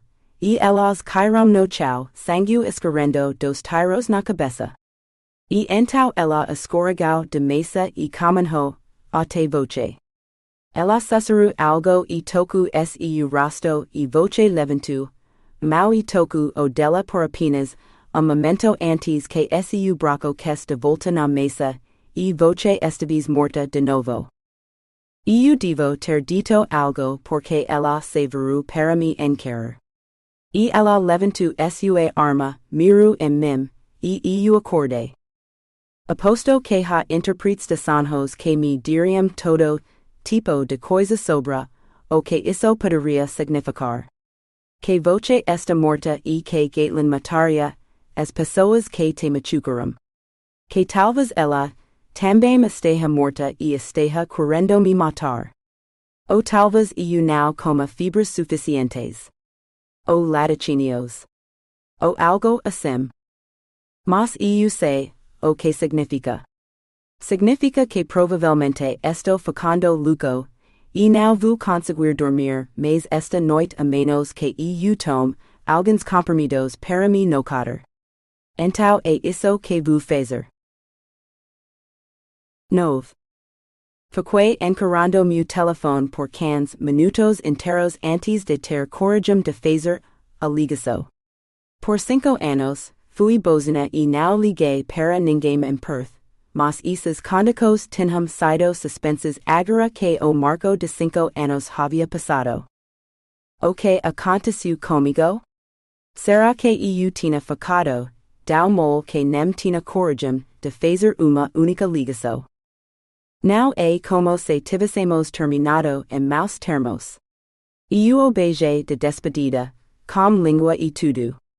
Ele até disse que me amava, embora a cos phalum mais alto que palavras neste caso, porque ele não me amou o suficiente para vir comigo. Eu não precisava mais realmente dele, e ele sabia disso, mas ele poderia ter me procurado de vez em quando. Se para ter certeza. Mentalmente me sacudi. Talvez ele tivesse me procurado, de forma discreta e cuidadosa para que eu nunca soubesse que ele estava lá. Afinal, ele provavelmente tinha recebido treinamento formal de agente antiterrorista agora. Talvez estivesse pagando tipos de garotas bond que eram muito superiores a alguma vítima marcada, uma lembrança de sua primeira missão quase fracassada. Mas eu não era apenas uma vítima marcada. Eu tinha eliminado duas delas sozinha sem ajuda dele, depois fui fazer acordos com pessoas para garantir que eu tivesse uma rede de segurança financeira, caso minha saúde mental desmoronasse e eu não pudesse trabalhar ou estudar. Uma casa. Propriedades de investimento em todo o país. E agora eu era uma médica com emprego. Eu não precisava do dinheiro que o governo estava me oferecendo para ficar quieta. Mas eu precisava saber por quê. Certamente Nathan, trabalhando para a ASIO e tudo mais, seria capaz de explicar as motivações por trás do enorme suborno que estava sendo implorado na minha direção. Apertei o botão de ligar. Uma voz gravada irritada me informou que o número estava desconectado e que eu deveria verificá-lo antes de discar novamente. Merda. Bem, laissei foi o número do celular dele. Talvez Nathan tivesse que mudá-lo depois que algum terrorista perigoso conseguiu o antigo e tentou USA-lo para persegui-lo através do GPS do telefone. O ele tive que mudar para número mais secreto que ninguém tinha. Ou talvez eu estivesse pensando demais nisso. Decidi ligar para a casa dele em vez disso. Ele poderia não morar mais lá, mas tinha saído o imóvel de investimento dos pais dele, então era cômico. Talvez a irmã dele ainda morasse lá. Toco e ninguém atendeu. Tanta coragem para nada. Por 3 dias, continuei ligando, perdendo a conta do número de vezes que tentei e ninguém atendeu. Sem secretária eletrônica, sem mensagem gravada nada. Então, quando fiquei na minha casa vazia com minhas malas ao meu lado, quase não precisei pensar para discar o número dele uma última vez. Não é como se alguém fosse atender. Tuk. Dua. No quinto, eu desligaria e desistiria. Alô? Uma voz feminina exigiu. Oh não. Chris? Respondi cruzando os dedos. Sim. Quem é? Se é que era possível, sua voz sob suspeita. Bem, isso não era surpreendente.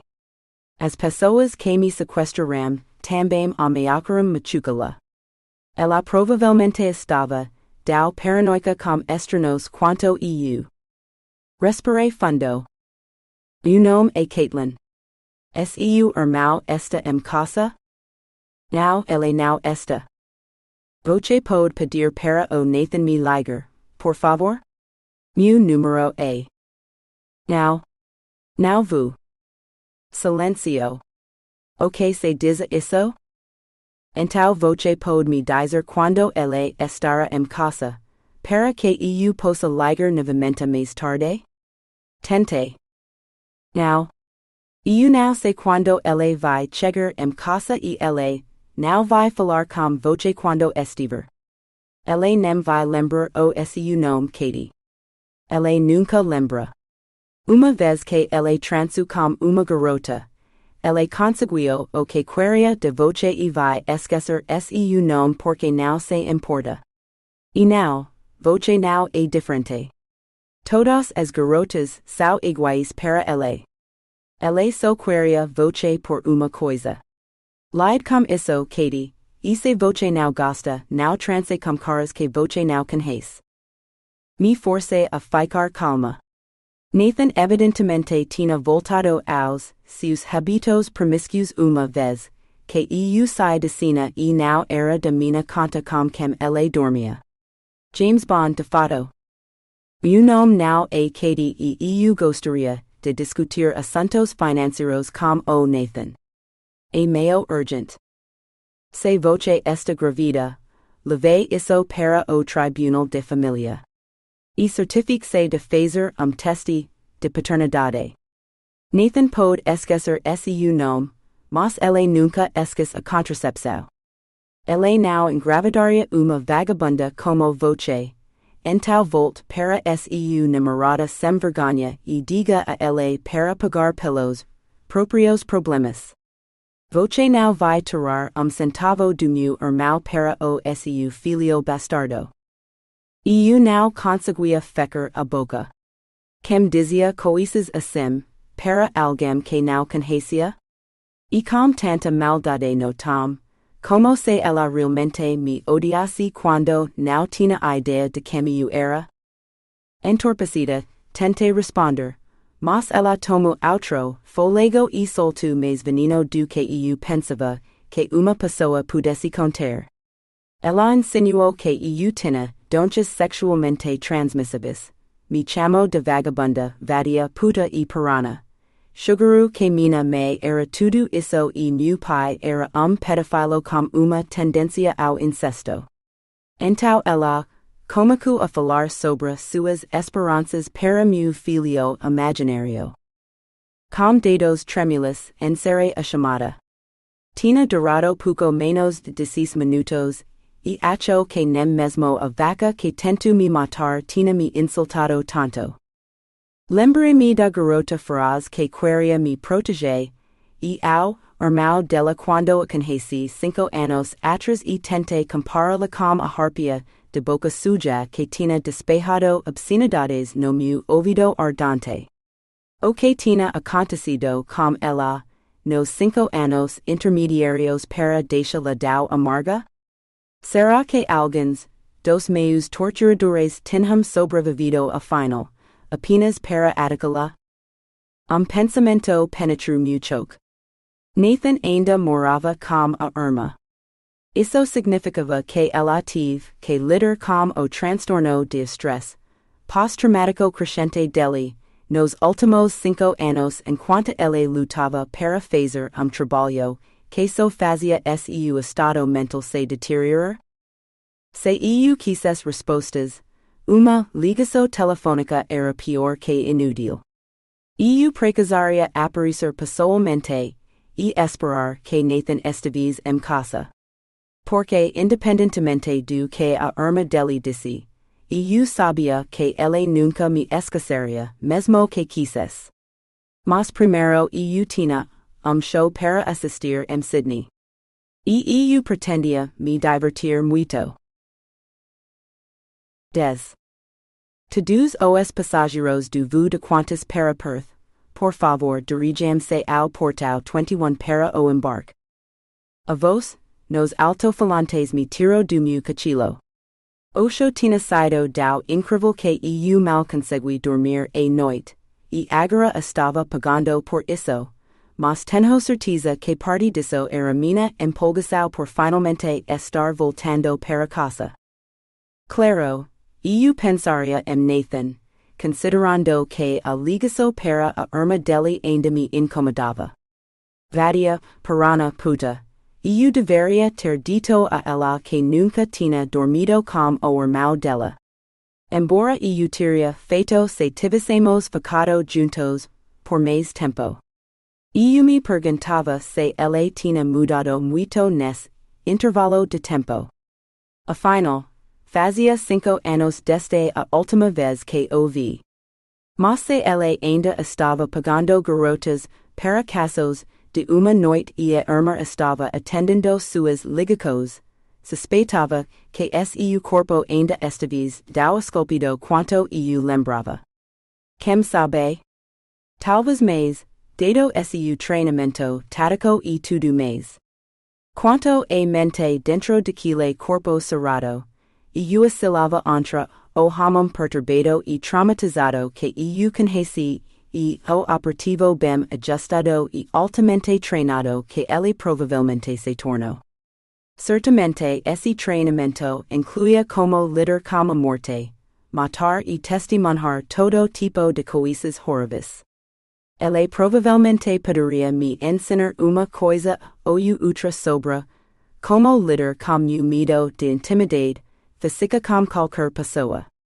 Talvez ele estivesse disposto a fazer isso nu. Balancei a cabeça na tentativa de afastar os pensamentos explícitos e olhei fixamente para as nuvens que se acumulavam, no céu sobre a pista.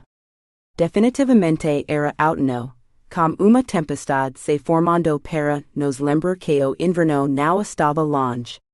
Do clima maluco de Melbourne às tempestades de Sydney, eu já tinha tido o suficiente do clima esquisito da costa leste.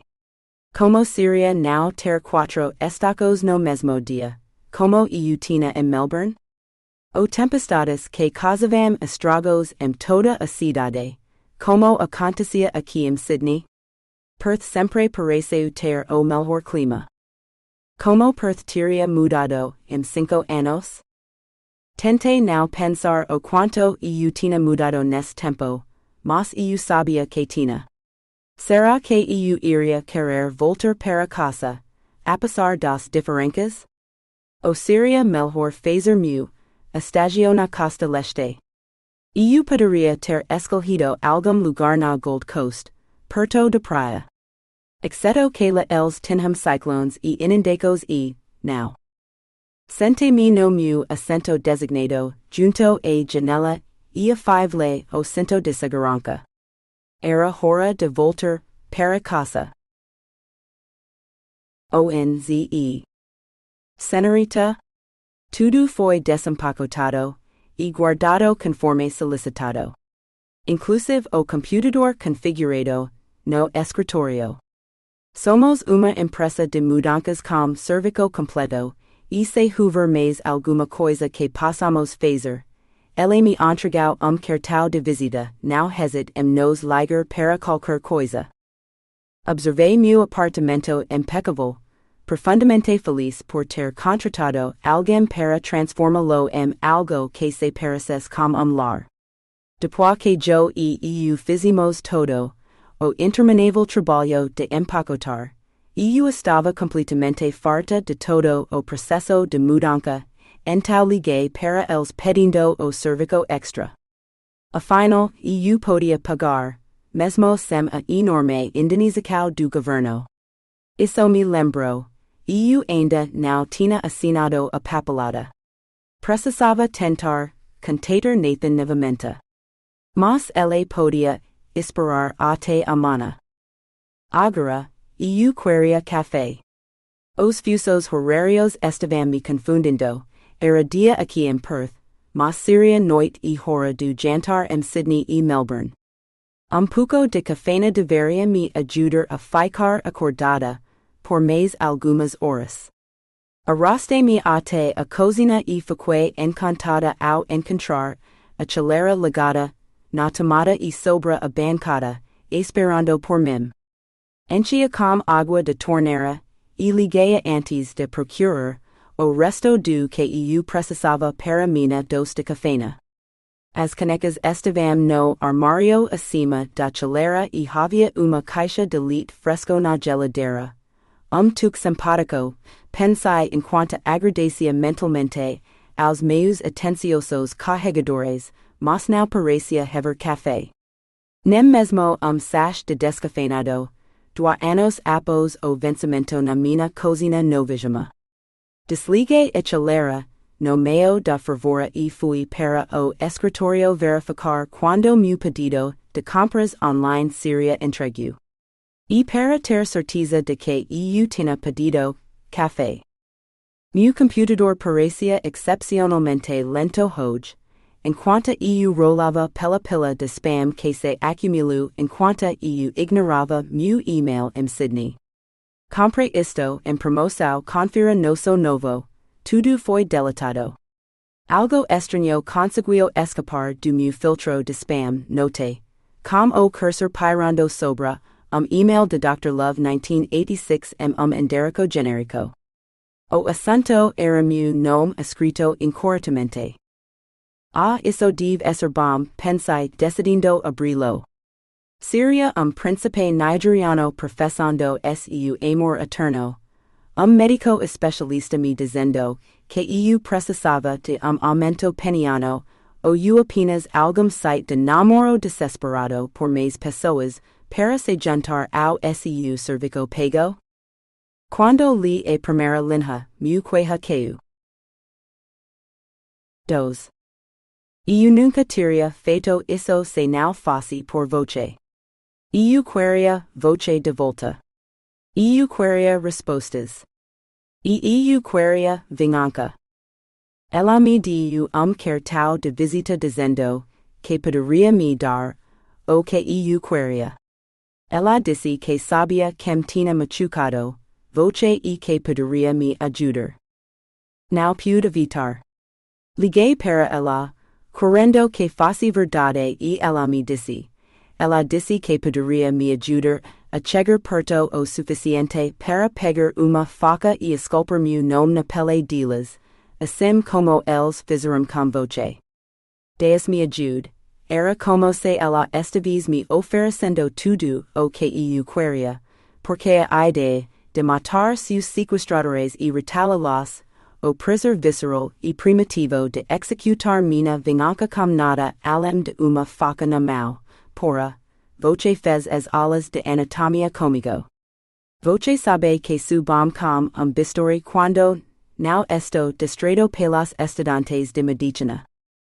Ela disse que não queria falar muito pelo telefone, então poderíamos nos encontrar pessoalmente em algum lugar. Ela mencionou bar e horário e eu fiquei feliz em concordar. Eu não me importava se eles me encontrassem, e eu queria que eles encontrassem. Eu fui tão estúpido. Mandei uma mensagem para o meu chefe, dizendo que tinha feito contato e que ia tentar descobrir mais com a garota. Sem resposta. Eu fui. Pedi uma cerveja e esperei. Eu não sabia como ela era, então quando essa morena deslumbrante veio até mim e me beijou de cara, fiquei surpreso. Voce me conhece no entanto e eu entrei na onda mesmo quando ela agarrou minha bunda. Ela não tinha gosto de álcool também, menta talvez, como se ela tivesse acabado de escovar os dentes ou eu comido uma daquelas balas de menta superfortes. Engraçado as coisas que a gente lembra. Ela se apresentou como Laura, a mulher que eu estava esperando, e se ofereceu para me comprar uma bebida. Então, engoli o resto de minha cerveja, e tinha gosto meio de sabão, como se o detergente não tivesse sido bem enjuagado do capo. Na hora não pensei nada disso, e a cerveja que ela trouxe de volta estava com gosto normal, então começamos a conversar. Ela não falou muito, apesar de querer conversar. Ela me fez todo tipo de perguntas pessoais, que tipo de mulheres eu gostava e como eu era na cama. Ela não é a primeira mulher a me cantar num bar e eu é que meio excitante. Ok, muito excitante. Ela era gata. Voce nem está aqui posso sentir, voce me fuzilando com o olhar. Eu me excito com mulheres dominantes, tá legal? O pelo menos costumava. E aquelas que são confiantes em mostrar seus corpos, e ela era bem gata. Cansei de falar sobre mim, então pressionei ela sobre voce. Perguntei o que ela sabia e se ela realmente poderia me dizer quem fez isso. Quem machucou voce. Ela disse que sim, que sabia e que poderia me levar até eles. Por preco. Eu teria vendido minha alma por voce, eu juro, então tudo o que eu possuía não era preco muito alto. Eu teria pego. Mas quando ela alcançou por baixo da mesa e agarrou meu pau através da calca, ela me deu o choque da minha vida. Ela disse que tudo o que queria era uma noite comigo. A noite toda, fazendo o que ela quisesse. Porra do jeito que os dedos dela sabiam o que estavam fazendo, eu não ia recaçar. Era barato para mim. Uma noite quente para que todos os meus sonhos de vingança se tornassem realidade. Terminei minha bebida, pego a mão dela e a levei para o meu carro. Sabe, acho que o resto da segunda cerveja também tinha gosto de sabão, agora que penso nisso. De qualquer forma, no carro, perguntei para onde ir, mas ela continua olhando para o carro como se estivesse impressionada. E então ela levantou aquele vestidinho apertado, por cima da cabeça, abriu a porta traseira e ficou lá de salto alto e me disse para deitar no banco de trás do meu carro. A garota não usava calçana, tão sexy. Assim que me deitei, ela não perdeu tempo. Ela entrou no carro, fechou a porta atrás dela e sentou no meu rosto. Ela começou a dar ordens, mas eu não prestei muita atenção. Quando uma garota nua senta no seu rosto, é bem autoexplicativo quando você sabe o que está fazendo. Eu sei. Você não quer ouvir isso. Você nunca quis. Mas é a última coisa que me lembra. A biceta dessa garota na minha cara e depois, nada. Quer dizer, estava escuro no carro e tudo, mas não escuro o suficiente para eu não perceber se estava consciente ou não. Acordei com a cabeça contra algo duro, e não estava mais escuro. Minha boca tinha gosto de que eu tinha lambido gato peludo, não uma garota que tinha depilado cada pelo, e minha cabeça estava latejando. E então cara nojento disse: Bom dia, raio de sol. Bem perto. Porra, isso me acordou rápido. Desmaiar enquanto chupava uma garota, já era ruim o suficiente, mas com alguém cara por perto?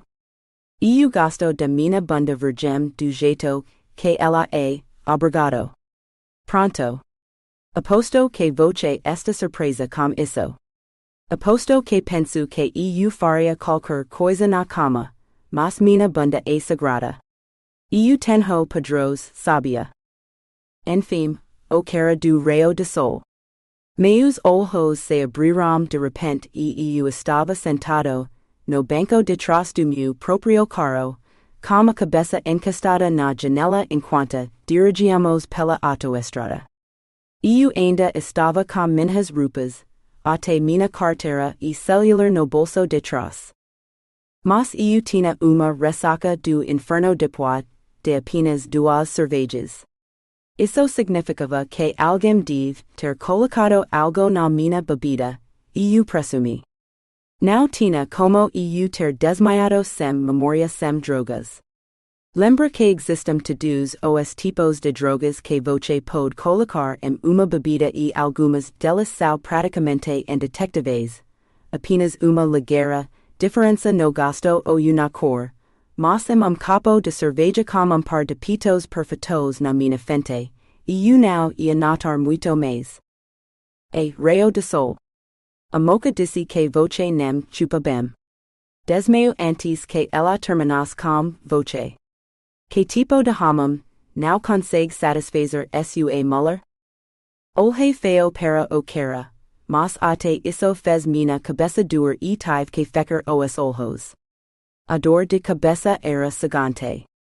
Quaisquer que façam as drogas que usaram em mim, espero que sejam proibidas.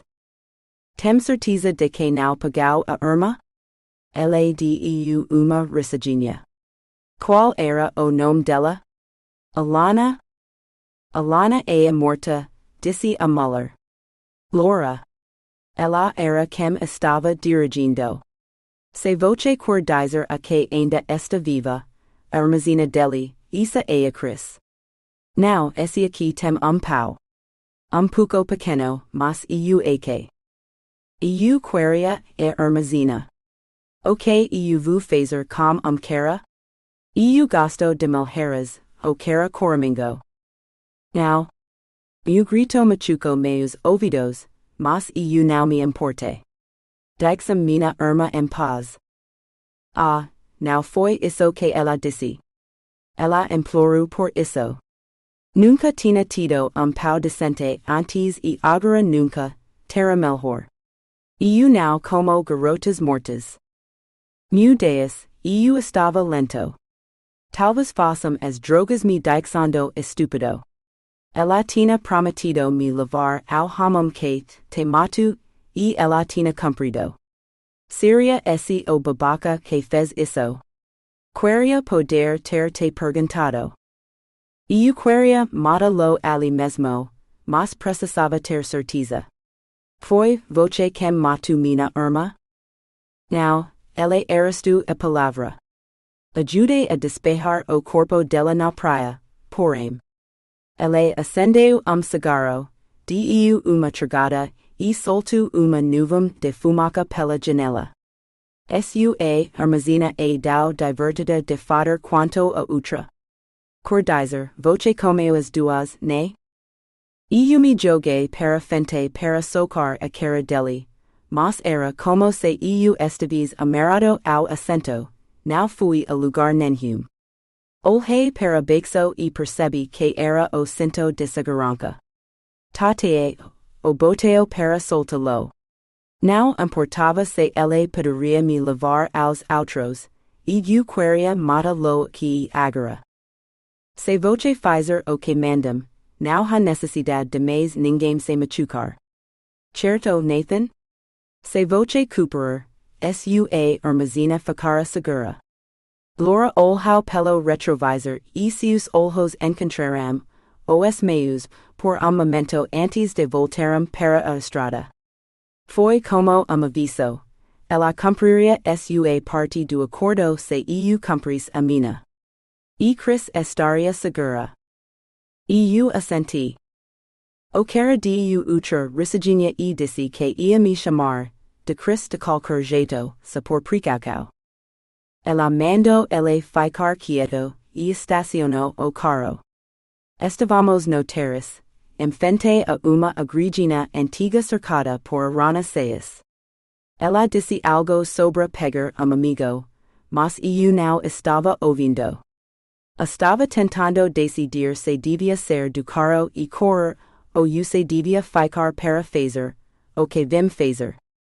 Alcancei a maquineta de porta, esperando que eles não me vissem, e puxei a alavanca para abri-la, mas a maldita porta não abria. Puxei de novo, sem me importar se eles vissem ou eu ouvissem, mas a porta ainda não abria. Eu estava preso como a trava infantil, no banco de trás do meu próprio carro. Pelo menos eu tinha meu celular. Eu podia ligar para alguém. Pegou rapidamente e notei que meu chefe tinha me mandado uma mensagem na noite passada, provavelmente enquanto eu ainda estava inconsciente. Ele me disse para ficar com o contado, cooperar e usar camisinhas, como se esperasse que eu dormisse com ela. Larguei a porta. Isso deixava a vingança como o único item na mesa. Sem voltar atrás agora. Quem é a mulher mais bonita aqui? O cara disse de repente. Ele apontou com o cigarro, pela janela aberta. Eu digo que aquela ali é 8, talvez 8,5 Dei uma olhada na loira alta para quem ele devia estar olhando. Ela era 8, mas não fazia meu tipo. Vamos escolha uma. Ele rosnou e tirou a trava de segurança de minha arma enquanto a apontava para mim. Mina arma, a que normalmente ficava trancada no porta-luvas. Olhe ao redor e aponte para uma garota, asiática de minissaia. Aquela ali é novo. Ele respondeu, mas eu não ouvi as palavras. Eu tinha encontrado o desperfeito, e ela estava atravessando a rua em nossa direção. Eu podia ver centenas de pessoas indo e vindo do trabalho e outras distribuindo panfletos. Ela e sua fumaça saindo pela janela, e então nada além dela. Ela empurrou os óculos de sol de volta ao rosto, mas seus olhos pareciam olhar diretamente para mim, como se pudesse me ver através dos vidros escuros. Olhos enormes, escuros e profundos nos que eu queria mergulhar. Ela era pequena, mas não uma criança. Não se dizer como eu sabia. Era-se o jeito que ela se portava. O jeito que ela andava, se movia, sua expressão. Por dizer, ela estava vestindo uma camiseta e jeans. Poderia ser uma adolescente, e descobri depois que era 17/18, mas não agia como tal. Ela atravessou a rua, como se fosse dona dela. Como se fosse sua pista de dança particular. Ouvi a porta do carro abrir e não me importei. Só queria observá-la enquanto ela contornava o carro até a calçada ao lado. E ela parou. Alguém abriu a porta do outro lado e eu a vi se inclinar para dentro. Meu coração saltou quando me perguntei se ela queria falar comigo. E por quê? Eu estava cara a cara com ela e ela sorriu. Meu coração parou e achou que meu cérebro também. A senhorita sorrindo para mim, como se eu fosse seu herói, antes que tudo desse errado. Ela acertou. Laura acertou, e o sorriso sumiu quando a senhorita caiu no meu colo. Seus óculos de sol tinham sumida e aqueles olhos enormes me imploravam por ajuda. Agarrei a maquineta de porta, a inútil maquineta com a trava infantil, e puxei, mas não consegui ser. Eu estava preso no banco de trás do meu próprio carro, com ela e ouvi Laura acelerando o motor, tirando meu carro do trânsito. Deixando apenas uma bituca de cigarro acesa para trás enquanto partíamos. A garota estava ofegante, não gritando, mas as janelas se ficaram antes que ela tentasse. E quando ela o fez, não foi com pânico cru como se estivesse assustada. Merda, ela gritou insultos e ordens. Ela estava furiosa e no meu colo. Voce tiria rido de mim. Eu estava apavorado, com essa garota com metade do meu tamanho. E então ela me deu esperança. Em vez de se adorar em mim, ela atacou o cara no banco do passageiro. Eu queria dizer a ela para pegar a arma, mas ela se moveu rápido demais. Ela a acertou. Sabe, eu nunca vi uma mulher ser socada antes. Já as vi no pronto socorro do hospital, depois de violência doméstica e coisas assim, então sei que acontece, mas nunca vi cara covarde o suficiente para bater numa mulher. E ela simplesmente não se importou. Soco a bem no rosto e ela caiu sobre mim. Eu podia sentir-la tremendo. Ela estava machucada e aterrorizada e nem sequer gemeu. Não sem lágrimas também. Era como se essa garota, minúscula fosse feita de eco por dentro. Ela era perfeita, e eu estava apaixonado. E então o cara grandão enfiou pano no rosto dela e tentou sufocá-la. Ela estava todo contorcido no banco, empurrando-a contra mim enquanto a nocatava com cloroformio, do jeito que fazíamos com retos nos laboratórios de faculdade. Tentei afastá-lo dela para ajudá-la, mas suas palavras me paralisaram. O a ela ousua irma. Voce escal, o carami disse. Eu não a conhecia. Não sabia o que ela tinha feito, ou eu não feito, e não podia suportar perder a Chris também. Não depois de perder voce. Ela estava minha tabua de salvação, Laura, a mulher que me permitira vingança. Com certeza ela a ajudaria, assim como estava me ajudando. Então era tarde demais. Ela parou de lutar e ficou mole. Ela segurou o pano de chero adocicado sobre o rosto dela por mais minuto, se por precaução, mas ela não estava se mexendo. A janela baixou e ela acendeu outro cigarro. A fumaça se dissipando enquanto seguíamos pela rodovia novamente. Eu não sou totalmente canala, jurou. Não confiava completamente na Laura, então pegou meu celular e mandei outra mensagem para o meu chefe. Não podia simplesmente cooperar com sequestro. Conte a ela o que tinha acontecido, e pedi ajuda.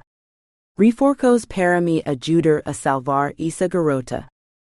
Ela me mandou as mesmas ordens de volta. Disse para eu cooperar, com eles até que ela entrasse contato comigo. E eu cooperei. Foi tudo culpa minha. Agora sei que foi ela que me drogou, e confiar nela foi erro desde o início. Merda, confiar alguém nessa bagunça foi erro. E aquela pobre garota, a nota 10, vai me odiar pelo resto da vida porque eu não a salvei delas. É minha culpa que eles a escolheram. Minha nota 10 foi o suficiente para condená-la a tortura, estupro e quase morte porque eles me fizeram escolher a vítima. E eu a escolhi. Eu queria ser o herói dela, tudo o que ela queria. Em vez disso, fui o cúmplice do vilão, nem mesmo importante, o suficiente para que ela soubesse meu nome verdadeiro. Você pode me perdoar algum dia por ser tão estúpido? Treze. Não havia assinatura no final, mas eu sabia que era do Nathan. Como ele conseguiu meu endereço de e-mail e porque estava de repente me enviando suas memórias traumáticas? Verifiquei novamente. Não, ele não tinha enviado para mim. Ele tinha enviado para endereço de e-mail que eu não reconhecia. Que diabos? E havia uma série inteira delas, datando das últimas semanas, todos não abertos como a mesma linha de assunto. A baixa a tampa e não era prateada como a minha, esta era rosa. Este não era meu laptop. Mas eu o reconhecia. Este havia pertencido a irmã de Nathan, Alanna. Ele tinha escrito o e-mail para ela, e nos últimos dias ainda por cima. Mas Alanna estava morta, ou eu era o que eu pensava. Ela tinha sido escondida, proteceu a testemunhas também? Se tivesse sido, certamente teria respondido a este e-mail ou dos interiores. Ou alguém mais estava usando a conta dela agora? Examinei a lista de enviados e que o primeiro era bom lugar para começar, mesmo tendo sido enviado 6 anos atrás. Bem, o assunto do e-mail era Nathan a garranha. Não pude resistir. Abri para ler o resto. Voce acha que o Nathan vai conseguir ficar com uma garota, por mais de uma noite. Estou começando a me preocupar seriamente com ele. No ritmo que está, ele vai dormir com todo o corpo estudantil de medicina antes de se formar. Espero que ele não engravide ninguém. Tentei conversar com ele, mas ele sorri e diz que sua ideia de mulher perfeita, mas que incesto entre gêmeos é nojento, então até que ele encontre minha dupla, ele vai se divertir o máximo possível. Dia de carreiras hoje. Nathan deveria ajudar a distribuir panfletos e outras coisas, mas nunca apareceu. Fiz uma apresentação para todos os estudantes do ensino médio sobre como é ótimo estudar para ser médico, mas me perguntei se a maioria deles sabia quanto trabalho duro estaria envolvido. Alguns deles pareciam estar nisso pelo dinheiro, ou porque os pais disseram que eles tinham que fazer. Havia essa garota, no entanto, ela parecia ter uns 2 anos até abrir a boca. Descobri que ela estava e apenas alguns meses de se formar no ensino médio e tinha o coração voltado para a medicina. Algo sobre a sua intensidade e a maneira como ela falava me lembrou de mim antes de começar a estudar. Meio sonhadora e tudo, mas como se tivesse a força para continuar mesmo quando as coisas pareciam impossíveis. Ela tinha essa frase sobre como poderia salvar a vida de alguém e isso faria todos os anos de estudo valeram a pena. Queria ter conseguido resumir as coisas tão bem, na verdade, usei a frase na minha apresentação. Simplesmente sova tão bem. Enquanto a observava na plateia, me perguntei o que aconteceria se Nathan realmente aparecesse pela primeira vez e a visse. Ou se ele a conhecesse na faculdade. Ela parecia exatamente o tipo de garota que ele procura, caramba, o oposto de mim na aparência, já que ela era pequena e morena. E ela tinha esses olhos enormes que simplesmente me atraíam. Muito bonita, também. Pensamento otimista, e eu acho. Desejando que Nathan tratasse as mulheres como mais do que entretenimento noturno. O que acontecerá quando ele conhecer uma garota, com coragem suficiente, para mandá-lo para o inferno em vez de ceder a ele? Jurou que ele arranjou o carro de novo. A tinta vermelha na caixa de correio, como se ele tivesse raspado ao lado.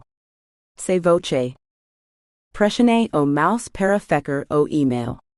Não precisava rolar até a assinatura para saber que este e-mail foi escrito por sua irmã Alanna.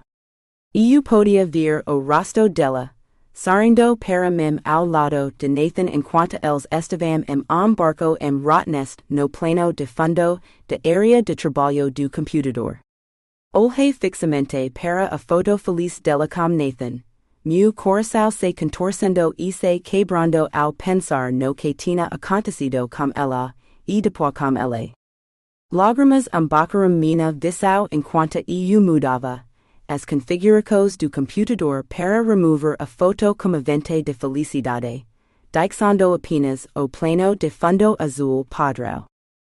A parte engraçada era que eu me lembrava daquele dia na faculdade. Como eu poderia esquecer o dia em que a conheci? 14. Minhas amigas tinham ido a várias sessões diferentes e visto tudo. Elas achavam que não tinham muita chance de entrar em medicina e a apresentação era no mesmo horário de uma de belas artes que incluía uma demonstração ao vivo que todas queriam ver.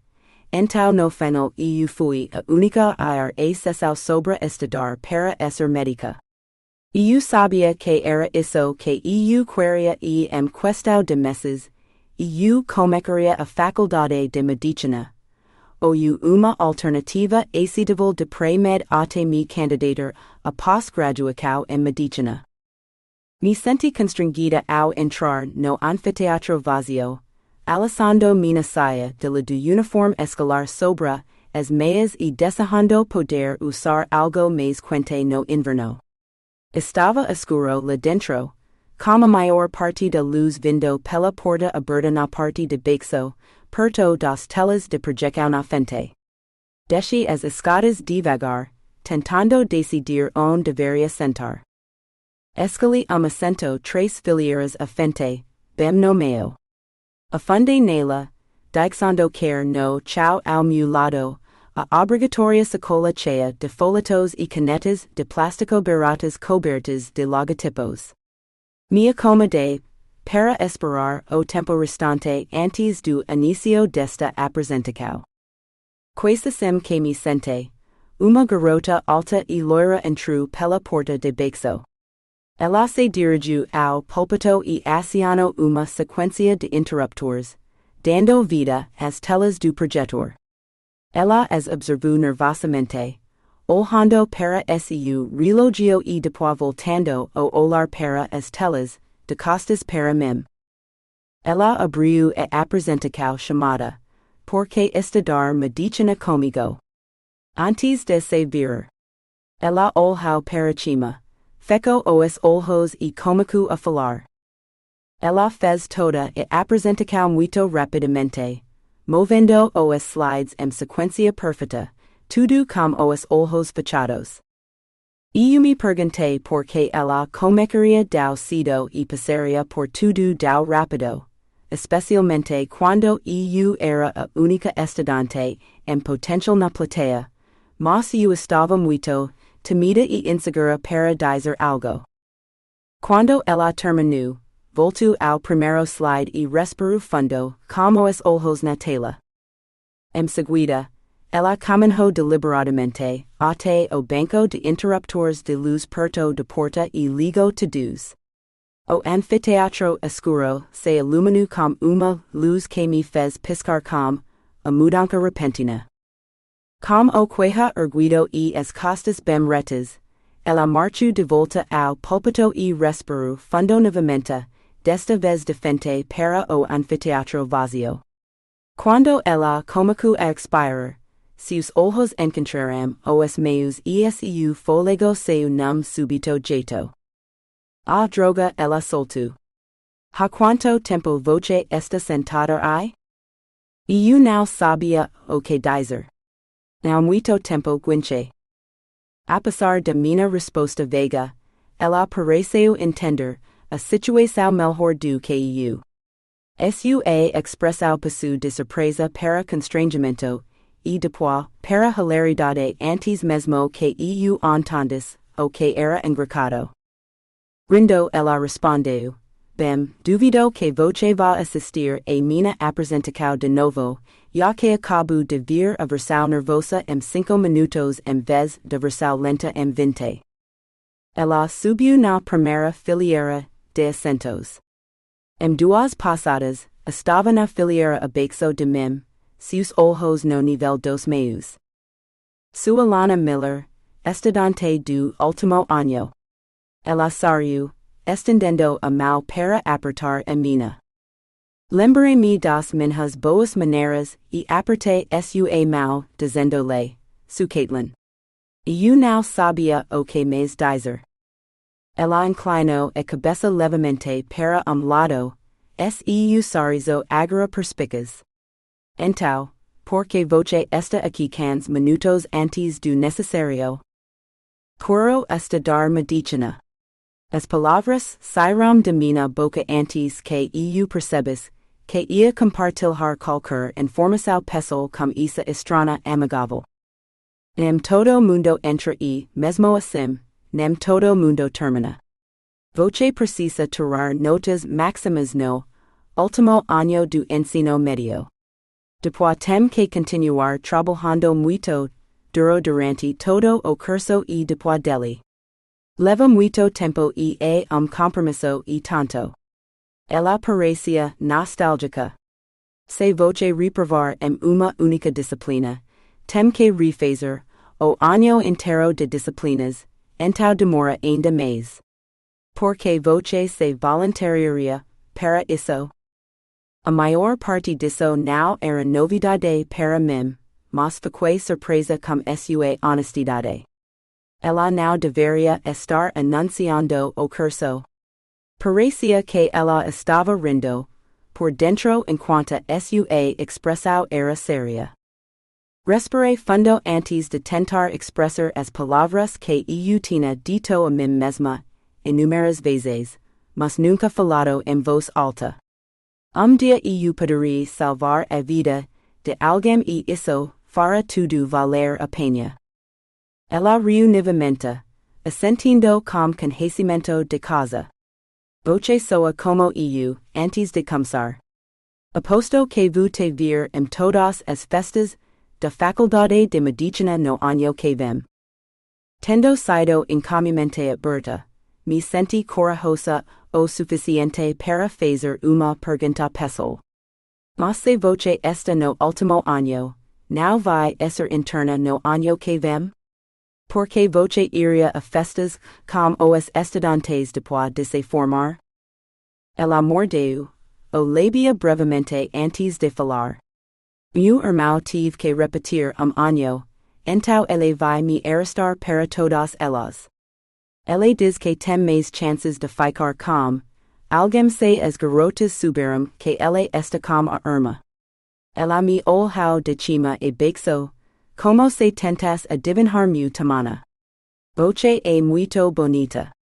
Ele definitivamente vai se interessar por voce. Maravilha. Havia bonitos na faculdade de medicina também. Mas esse seria pelo menos 5 anos mais velho que eu, então provavelmente não se importaria comigo. Que conselho voce pode me dar sobre ele? Mande-o passear ou eu diga que vai matá-lo se ele usar te tocar. Ela baixou consideravelmente a voz. Meu irmão é o rei da aventura, de uma noite só e sua reputação o precede. Não consigo imaginar por que a maioria das garotas se incomoda com ele, menos que aquela única noite seja realmente incrível. Já ouvim acau, ele é o homem mais charmoso que voce poderia conhecer, convencendo alguma garota a ir para casa com ele, mas na manhã seguinte ela já foi embora e ele esqueceu o nome dela. No dia em que ele levar uma garota para casa, ou eu até mesmo preparar o café de manhã para ela, acho que morrerei de choque. Dei de ombros. Ele não parecia ser alguém com quem eu me importaria. Qual é o nome dele e como ele é? Ele é meu gêmeo, então é pouco mais alto que eu, mas o cabelo é da mesma cor. Ela parecia travessa. Vou apresentá-lo e voce na primeira festa que eu te vir no próximo ano. Quero ver a cara do Nathan quando ele te conhecer. Ela me deu último sorriso, conspiratorio enquanto dava salto voador sobre a fileira de baixo dos assentos até a frente do anfiteatro. Ela se virou para encarar o anfiteatro meio cheio com sorriso profissional e passou a cantar a todos os outros porque eles gostariam de estudar medicina com ela. E naquele momento eu ouvi, fascinada, sem pensar duas vezes no seu charmoso irmão. Cans. Zumbido irritante me arranco das minhas lembranças. Levantei-me e encontrei o interfone. Sim? Perguntei secamente. Meu nome é Craig e tenho uma entrega do Woolworths online para a senhorita. Sim sou eu. Vou abrir o portal para voce. A minha é a do topo, na extremidade norte. Qual direção é o norte? Suspirei. Não era culpa dele não saber, e eu também não sabia, se não fosse ponto de venda do apartamento. Voce consegue vir a do último andar com a porta aberta e buraco assinando para fora? Não há espera, agora consigo. Sou eu. Espero que voce tenha carinho que aguente 3 lances de escada, porque o seu cervico disse que a entrega era porta a porta. Sim, senhorita, ele aguenta. Estamos instrucos especiais deste pedido. Já vou subir com suas compras. Graças a Deus pelas compras online de alimentos. Se ao menos tivesse existido quando cheguei, em casa do hospital te dos Aquiles anos atrás, mas se tivis, talvez eu nunca tivis, saído de casa depois de voltar. Eu ainda poderia, ser prisioneiro na minha própria casa, aterrorizada demais para ser e aproveitar a vida que o mundo tinha a minha espera. Senhorita, vou precisar ver algum documento de identificação. A bebida alcoólica neste pedido, e não posso entregá-la e menos que eu saiba que você tem mais de 18 anos. Eu pego minha carteira de motorista, recém-emitida, da Austrália Ocidental, completa com meu novo título. Doutora, você parece jovem demais para ser médica. Ele apertou os olhos, como se achasse que isso me faria parecer mais velha. É o que meus pacientes dizem também. Vou aceitar isso como elogio, porque me sinto como o dobro da minha idade depois do decade. Espero que tenha limão e soda para acompanhar a vodka. Espiei na caixa mais próxima, mas só continha pacotes nenhuma garrafa. Ele verificou a nota sua mão. Sim, zarop de limão e água com gás. Tudo exatamente como você pediu, doutora. Ele assinou para a escuridão atrás de mim. Onde você quer que eu coloque isso? Aponte. Na bancada de cozinha, por favor. O balcão de mármore imaculado, logo desapareceu sob uma avalanche de sacolas plásticas e Craig empurrou as caixas vazias, como grande estalo antes de descer, o carinho pelas escadas. Feche e tranquei a porta atrás dele, então comecei a guardar minhas compras. Talvez cozinhar, o jantar terás minha mente das memórias assombrosas dos Millers. Ou talvez apenas me fizes querer mergulhar mais fundo no passado da vida de Alanna e nos pesadelos de Nathan. Dezesseis. Depois do jantar, eu saí e li outro email que Nathan enviou para a irmã dele, lágrimas escorrendo pelo meu rosto enquanto eu tinha certeza de que Nathan precisava de ajuda. Às vezes eu sonho com o dia que sequestrei a Caitlin. Sempre comica no carro, com o peso inconsciente dela sobre mim. Às vezes posso sentir o cheiro do clorofórmio e perdi a conta de quantas vezes tive que assistir ela dosar ela, com isso prendendo a contra mim enquanto ela lutava. Tentei falar com ela e me desculpar pelo que eu sabia que aconteceria, mas a garota drogada nunca me reconhece. Talvez porque ela nunca o fez na realidade.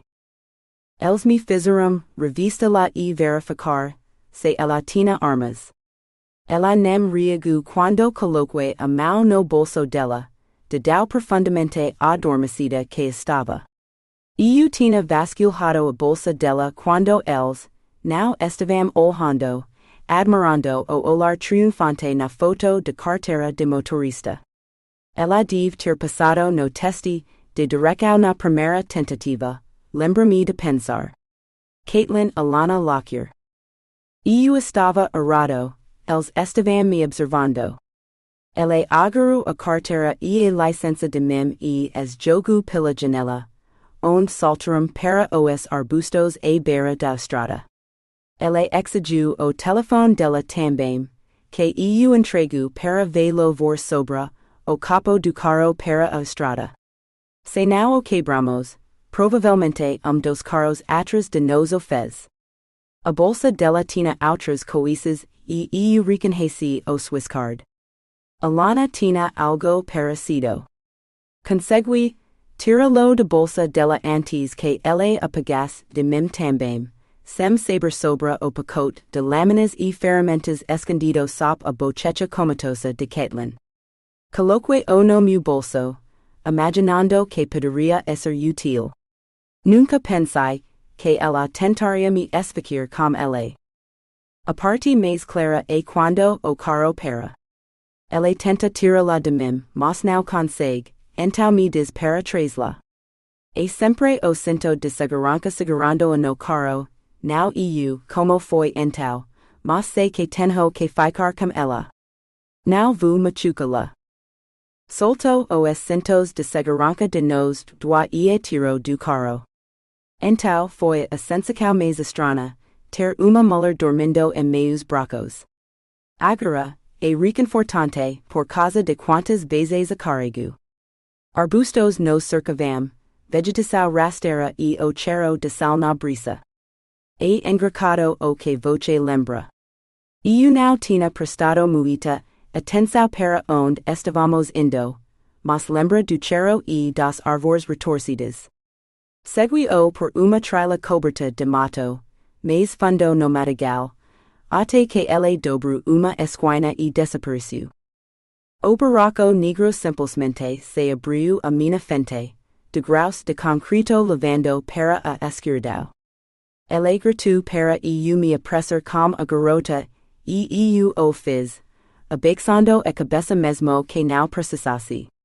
Às vezes, apenas aquela escuridão ameaçadora nos engolindo é suficiente para me acordar, porque no momento em que a levei para aquele bunker, tudo acabou. Qualquer esperança que eu tinha foi arrancada.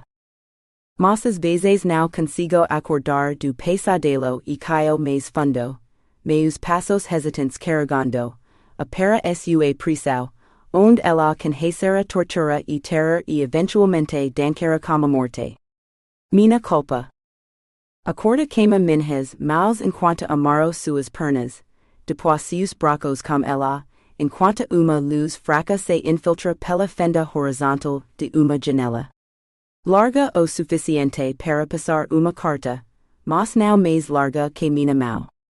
E alta demais para alcançar. Levanto-me para ser e dizer a ele que fiz, o que ele ordenou e amare a pobre garota, mas a porta aberta não está mais aberta. Está bloqueada, por uma passada porta corta-fogo, e não há maquineta deste lado. Apenas uma placa de metal rebitada no lugar. Bato na porta por tempo e grito, mas não obtenho resposta, então percebo que sou tanto prisioneiro quanto ela. Depois de tempo, há uma chuva de areia da janela e uma voz risonha me diz que ele perdeu a chave e me deixará ser quando a encontrar. Enquanto isso, por que não aproveito para quebrar a garota enquanto espero?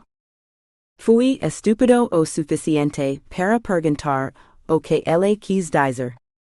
Sua resposta é grosseira, e gráfica e espero por Deus que ela nunca tenha ouvido. Lembra-me de chutar as pedras ao redor, limpando o chão para que houvesse espaço para nos deitarmos, embora eu não fosse fazer o que ele disse. Eu só queria dormir para curar minha ressaca. Coloquei aquele Swiss card no bolso dela, imaginando que se eles me ameaçam também, pelo menos seria mais fácil de alcançar desse jeito. Nunca pensei que ela seria a que o usaria. Então a luz da janela, começou a desaparecer à medida que rocas e tijolos eram empurrados para a abertura, até que tudo o que vi foi escuridão e fomos enterrados vivos, em maldito bunker escuro no meio do nada. Geralmente é quando acordo, meu coração acelerado enquanto ofego por ar. E tomo pílulas para dormir, porque não há como dormir novamente depois disso. Mas algumas noites não é o suficiente. Às vezes, esse sonho se transforma na noite em que a encontrei, sangrando no chão e não consigo tirá-la porque a porta está trancada. Essas são as noites em que acordo gritando. E as noites em que, não importa quantos comprimidos eu tomo, o sono minha vida. Como hoje é noite. Mas vou tentar só mais alguns e esperar que seja o suficiente. Dezessete. Depois de trabalhar do amanhecer ao anoitecer durante toda a semana, eu estava pronta para ir para casa e dormir, mas não podia perder o happy hour dos médicos, onde todos nos internas de rostos brilhantes, conheceríamos os médicos senhores cínicos com quem trabalharíamos no próximo año. Tendo feito a maior parte do meu curso do outro lado do país, eu esperava não conhecer ninguém, mas já havia identificado dois rostos familiares. Se ao menos eles não me conhecessem como paciente. Cruzei os dedos na esperança de que não se lembrassem de mim. Certamente, ambos tiveram muitos pacientes nos últimos 5 anos que eram bem mais memoráveis do que eu. Que surpresa adorável! O sotaque irlandês que me fez engasgar com o vinho, mas me recuperei e consegui sair enquanto me virava para encarar o médico que supervisionou meu primeiro ano de estágio. E que foi meu médico depois que Nathan arrastou meu corpo moribundo para o hospital. Faz muito tempo, Dr. Lannon respondi, tomando outro gol para não ter que dizer mais nada. Com certeza. Voce a interna do primeiro ano que rubo minha vega de estacionamento, não é? Dr. Lannon saiu diante de minha expressão horrorizada. Agora sou o diretor de medicina de emergência, e ninguém mais ousou fazer isso. Desculpe, mas esqueci seu nome, e olhar fixamente para o crachá no seu peito provavelmente me fará ser acusado de assédio sexual. Pode me lembrar, em vez disso? Eu ri. Minha identidade ainda era secreta. Ele só conheceria meu novo nome.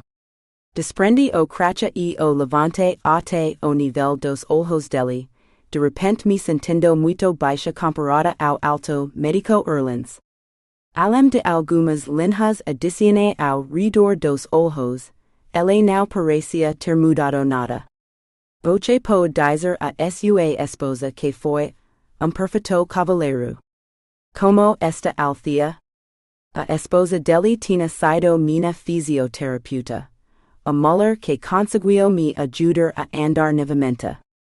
Eu devia muito a ambos pela minha recuperação.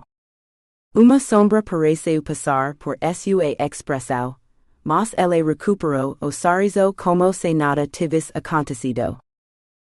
Bem. Não, algo não estava bem, mas eu não queria me intrometer.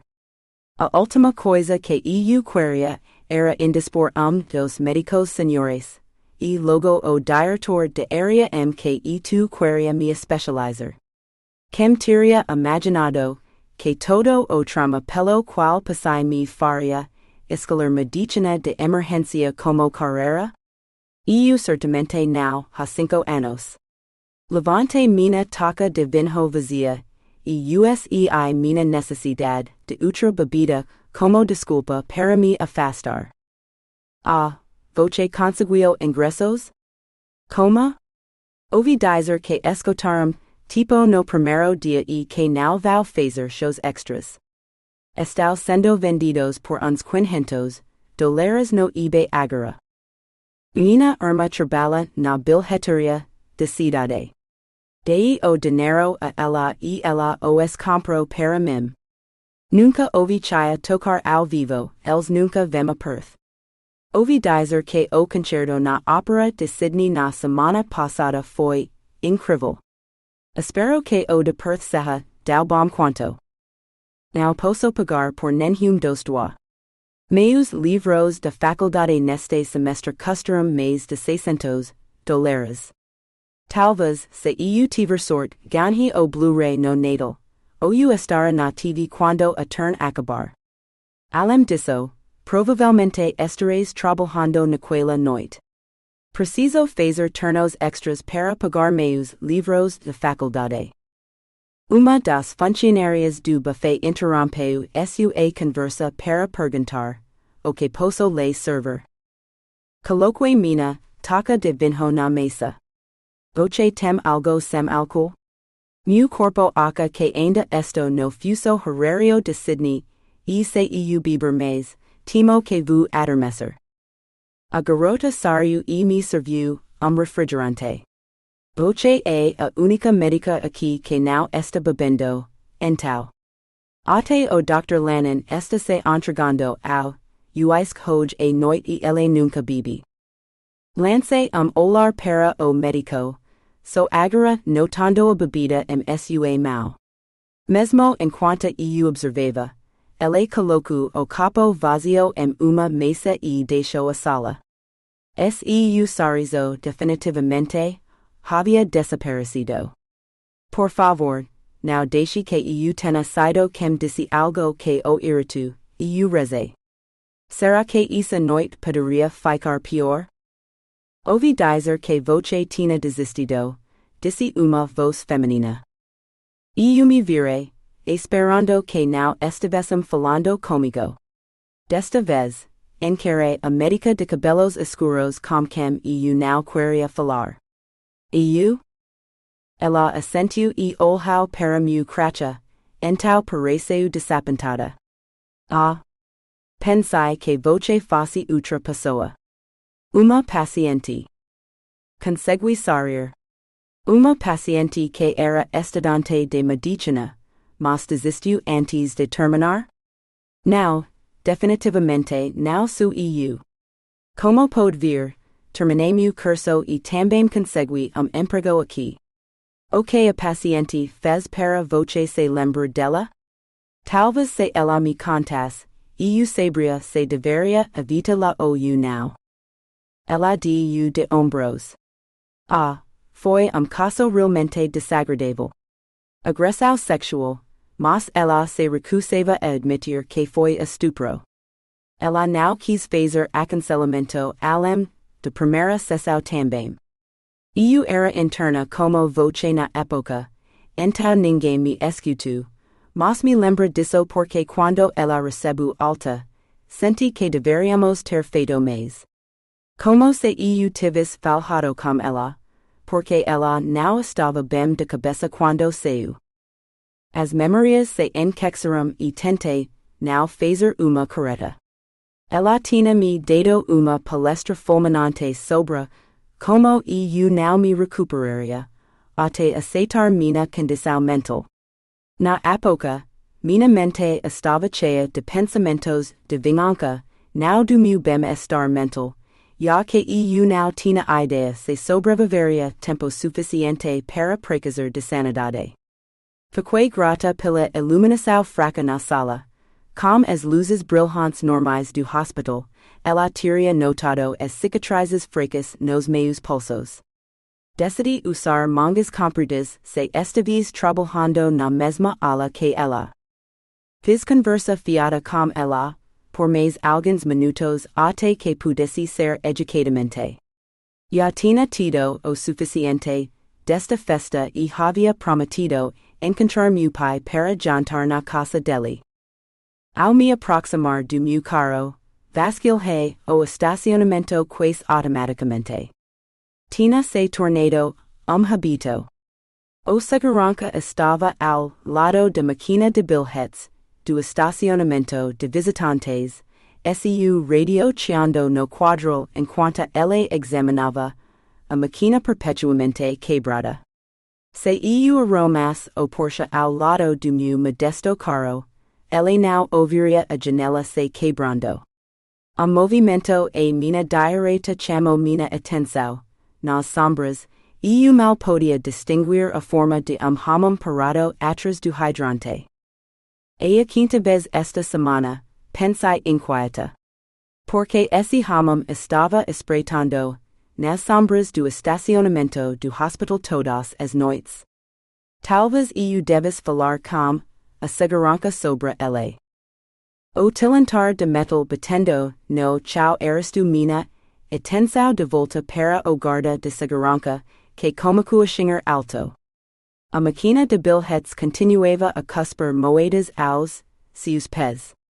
Ele também não notaria se uma interna fosse atacada por estranho homem misterioso, percebi, meus olhos disparando para o hidrante. Mas o homem das sombras havia desaparecido. Eu não tinha alucinado, nem acreditava em fantasmas, o que significava que não o tinha imaginado. Ele era real, então o risco de perigo vindo dele também era real. E a máquina de bilhetes quebrada poderia ser uma coincidência, mas manter-se segura significava presumir que nada era coincidência. Abri a porta do carro bruscamente e fiquei atrás de mim, travando as portas novamente com o tuque de bodeio. Olhadas frequentes no espelho retrovisor me aliviaram da preocupação de que alguém estivesse me seguindo, então tomei a rodovia direto à casa do meu pai. Jantar com o pai não poderia ser nem de longe, tão estressante quanto drinks com médicos. Dezoito. Era estranho ver os móveis do meu pai uma casa diferente, todos arrumados e usados, pois ele estava aqui há 5 anos. Ao mesmo tempo que eu estava em Melbourne, nenhum de nós podia mais morar na casa antiga dele. Apesar de ter se mudado do sul para o norte do Rio, ele ainda escolheu uma casa restaurada com todas as paredes pintadas no mesmo tom chato de big. Sem mim por perto para dizer, ao contrário, ele comprou todas as cortinas combinando big também, então o lugar pareceria vazio por dentro se não fossem as fotos nas paredes. Obras de arte, na maioria, exceto pelas fotografias. E a maioria delas era minha. Minha foto de formatura ocupava o lugar de destaque sobre a lareira de azulejos ornamentados, bonita demais para ter obrigado fogo seu estado atual, mas ao lado dela havia uma foto que eu nunca tinha visto antes. Parecia eu segurando bebê e sorrindo, algo que nunca aconteceria nem que o inferno congelasse. Eu te disse que você é igualzinha a ela. Meu pai estava ao meu lado, acenando para a foto impossível. Observei o rosto enrugado do bebê enquanto a compreensão surge. Não é à toa que não me lembra dessa foto sendo tirada. Então você viu o primo de mame e ele te deu isso? Ele assentiu. Uma caixa inteira delas. Posso te mostrar mais tarde, se quiser. Ele ficou muito decepcionado, por você não poder estar lá. Então me pediu para te entregar uma carta e implorar que você entrasse contato com ele para que pudesse te conhecer. Ele disse algo sobre uma dívida de família que precisava ser paga, mas que se discutiria isso com você, como filha de Fátima. Ele tirou a carta de uma gaveta e me entregou. Por favor, faça isso. Não foi como Dubai, ele não tinha nenhum segurança com ele. Acho que eles não conseguiram vistos australianos. Não, capinhas contratados de Arábia Saudita provavelmente apareciam várias listas de pessoas que não eram permitidas na Austrália. Graças a Deus por isso. Isso não significava que ele não podia contratar alguns musculos australianos aqui para intimidar, ou até mesmo perseguir pessoas. Havia muitas empresas de segurança perfeitamente legítimas em Perth que forneciam pessoal para vigilância, e preço surpreendentemente acessível também, como descobri quando procurei obter segurança adicional para meu lugar no início da semana. Apenas cotacos, eu não estava paranoica o suficiente para sentir a necessidade de guarda-costas pessoal. Ainda. Toquei o envelope salado, me perguntando se o primo da minha me havia contratado o homem sombrio para ficar de olho em mim. E por quê? Talvez sua carta lançasse pouco de luz sobre meu perseguidor. Cheguei tarde do trabalho, então acabei de começar o jantar. Você não se importa se demorar mais meia hora antes de comermos, não é? Eu garanti a ele que não me importava, enquanto afundava no sofá com a estranha carta. Querida Kiana. Entendo que voce adotto nome diferente na Australia, mas este é o nome que minha prima Fatima lhe deu e o nome que guardo em meu coração, pois voce é de família. E porque voce é de família, eu lhe devo uma dívida. Mas de uma, na verdade. Primeiro, ha questão do dot de Fatima e o seu proprio. Seu pai, seu avô, amava muito vocês duas e reservou uma pequena quantia de dinheiro para ela, que após sua morte ele mantive em confiança para voce. Como executor de seu espolio, após sua morte, no início deste ano, acreditou que ele gostaria que voce tivesse isso como uma pequena lembrança dele. Diga-me como voce gostaria que o dinheiro fosse transferido para voce e eu providenciarei. Em segundo lugar, ha questão de uma propriedade na Austrália. Ele originalmente a comprou como presente de casamento para Fatima e seu novo marido, mas como ela nunca chegou à Austrália, o presente nunca mudou de mãos. Em vez disso, foi alugada e o aluguel mantido em confiança para voce. Anexe uma cópia de escritura desta propriedade, e os formulários relevantes para mudar o nome do proprietário para qualquer nome pelo qual voce seja conhecida agora. Voce pode encaminhar os papéis assinados para o agente imobiliário cujos detalhes aparecem nos documentos e eles farão os arranjos necessários. Se voce desejar inspecionar a propriedade antes de tomar posse dela, inclui o nome da administradora de propriedades que organizou e encerrou o último contrato de aluguel. A propriedade está atualmente desocupada. Entra em contato com ela e ela fornecerá as chaves de casa. Em terceiro lugar, ha as trágicas circunstâncias que cercam a morte de sua mãe. Ofereco-lhe minhas condolências atrasadas pela perda de sua mãe e imploro que me seja permitido transmiti-las pessoalmente. O restante da carta era uma lista de seus dados de contato em vários países diferentes, bem como seu nome. Moçan resai. Dei de ombros. Eu não reconhecia seu nome, então dei uma olhada mais atenta nos outros papéis de carta. Cartão de visita de uma empresa de registro de imóveis de Perth estava grampeado e formulário de aparência oficial, que coloquei de lado, e a escritora de uma propriedade na rua Osprey Bay, 100 Osprey Bay. Uma rápida verificação me disse que ficava na costa, logo depois de Busselton.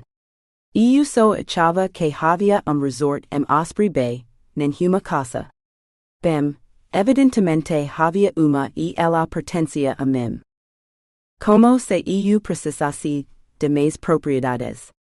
Provavelmente era lugar velho e decadente, com 20 anos de atraso na manutenção.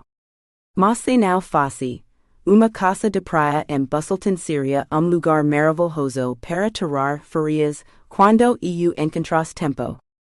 Decidi fazer arranjos para uma, especial e umas férias muito necessárias no sul.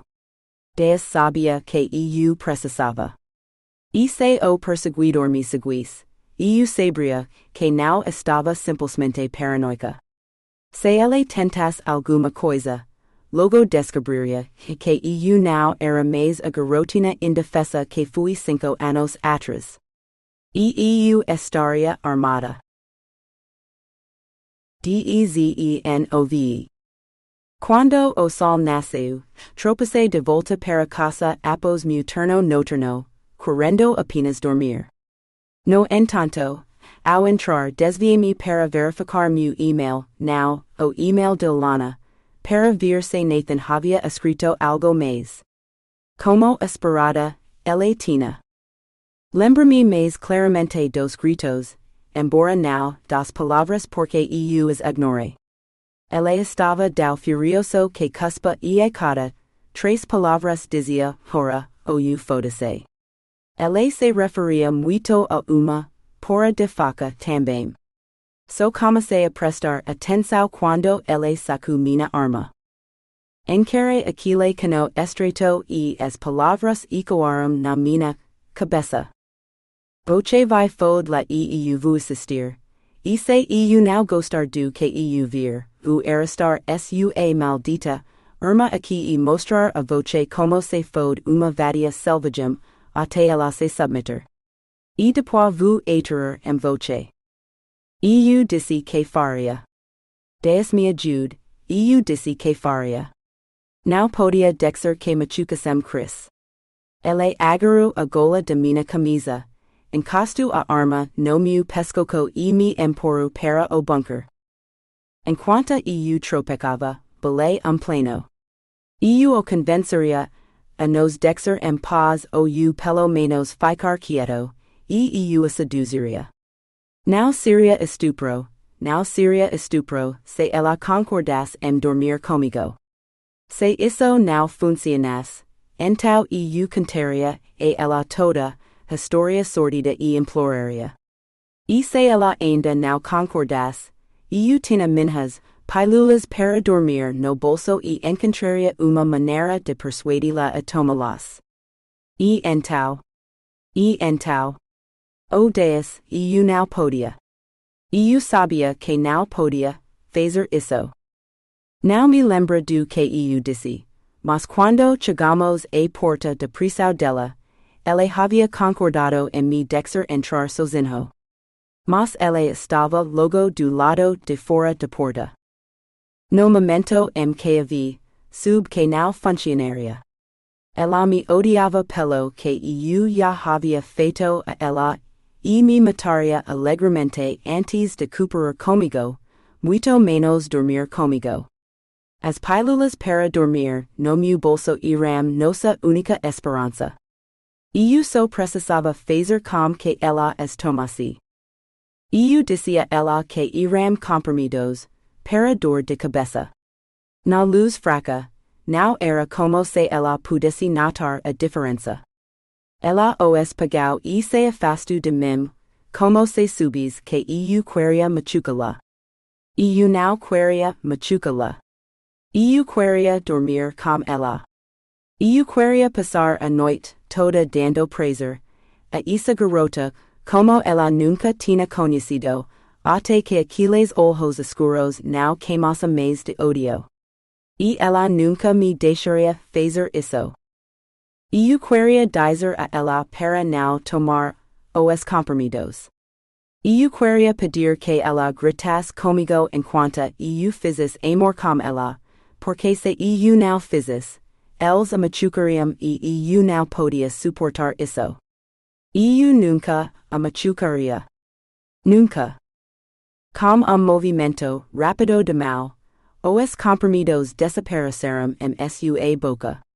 Ela inclinou a cabeça para trás para engolir a garrafa de água e era tarde demais.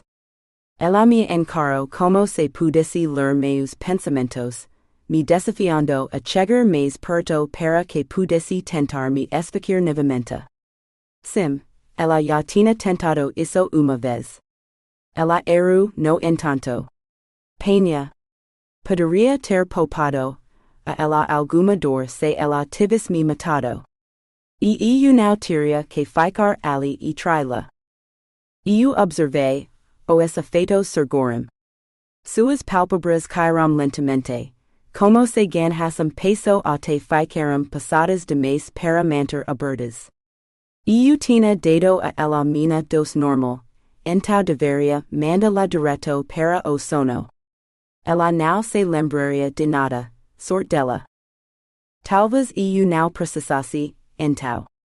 Com ela não assistindo, eu poderia tirar as roupas dela, colocar uma camisinha, me masturbar e ela nunca saberia a diferença. Eu diria apenas que a tinha escutado e por isso ela estava dormindo. Parecia que ela lutava contra as drogas para sempre antes de finalmente tombar de lado, esperimada, no colchão como uma babada. Certo. Eu tinha que tirar as roupas dela antes que ela entrasse e então fazer a punheta mais rápida da história da humanidade. Bem, pelo menos eu teria minha fantasia na minha frente para pensar enquanto me masturbava. Tateei no escuro por ela e encontrei jeans.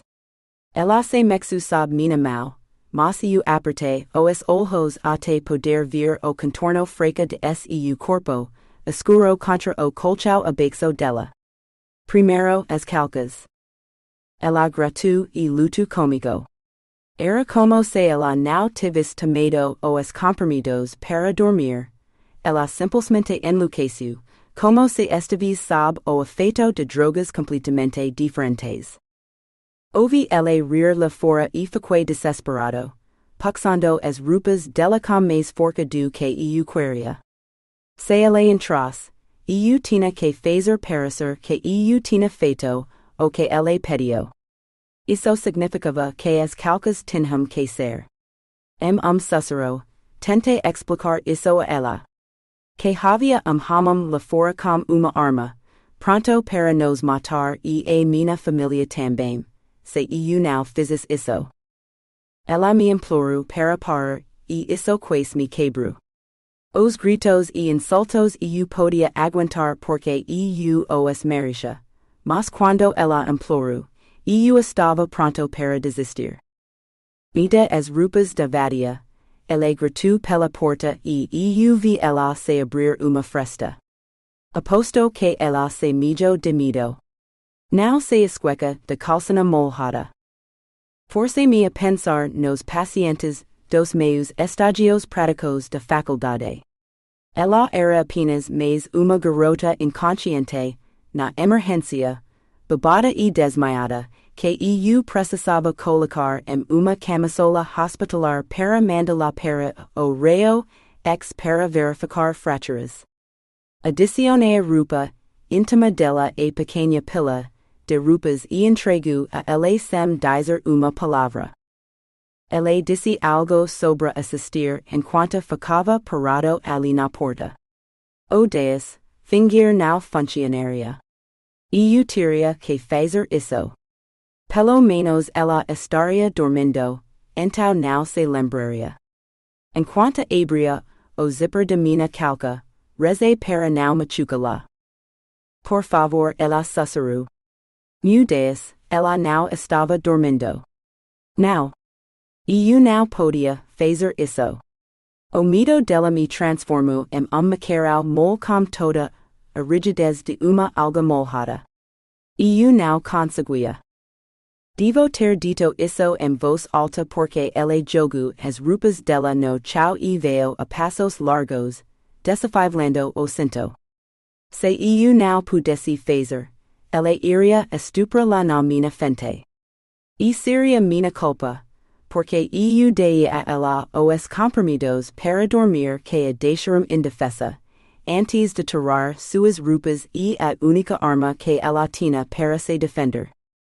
Eu desmoronou e disse a ela que o faria, mas não com ela assistindo. Ela riu e zombou de mim, mas não importava, desde que ela cesse.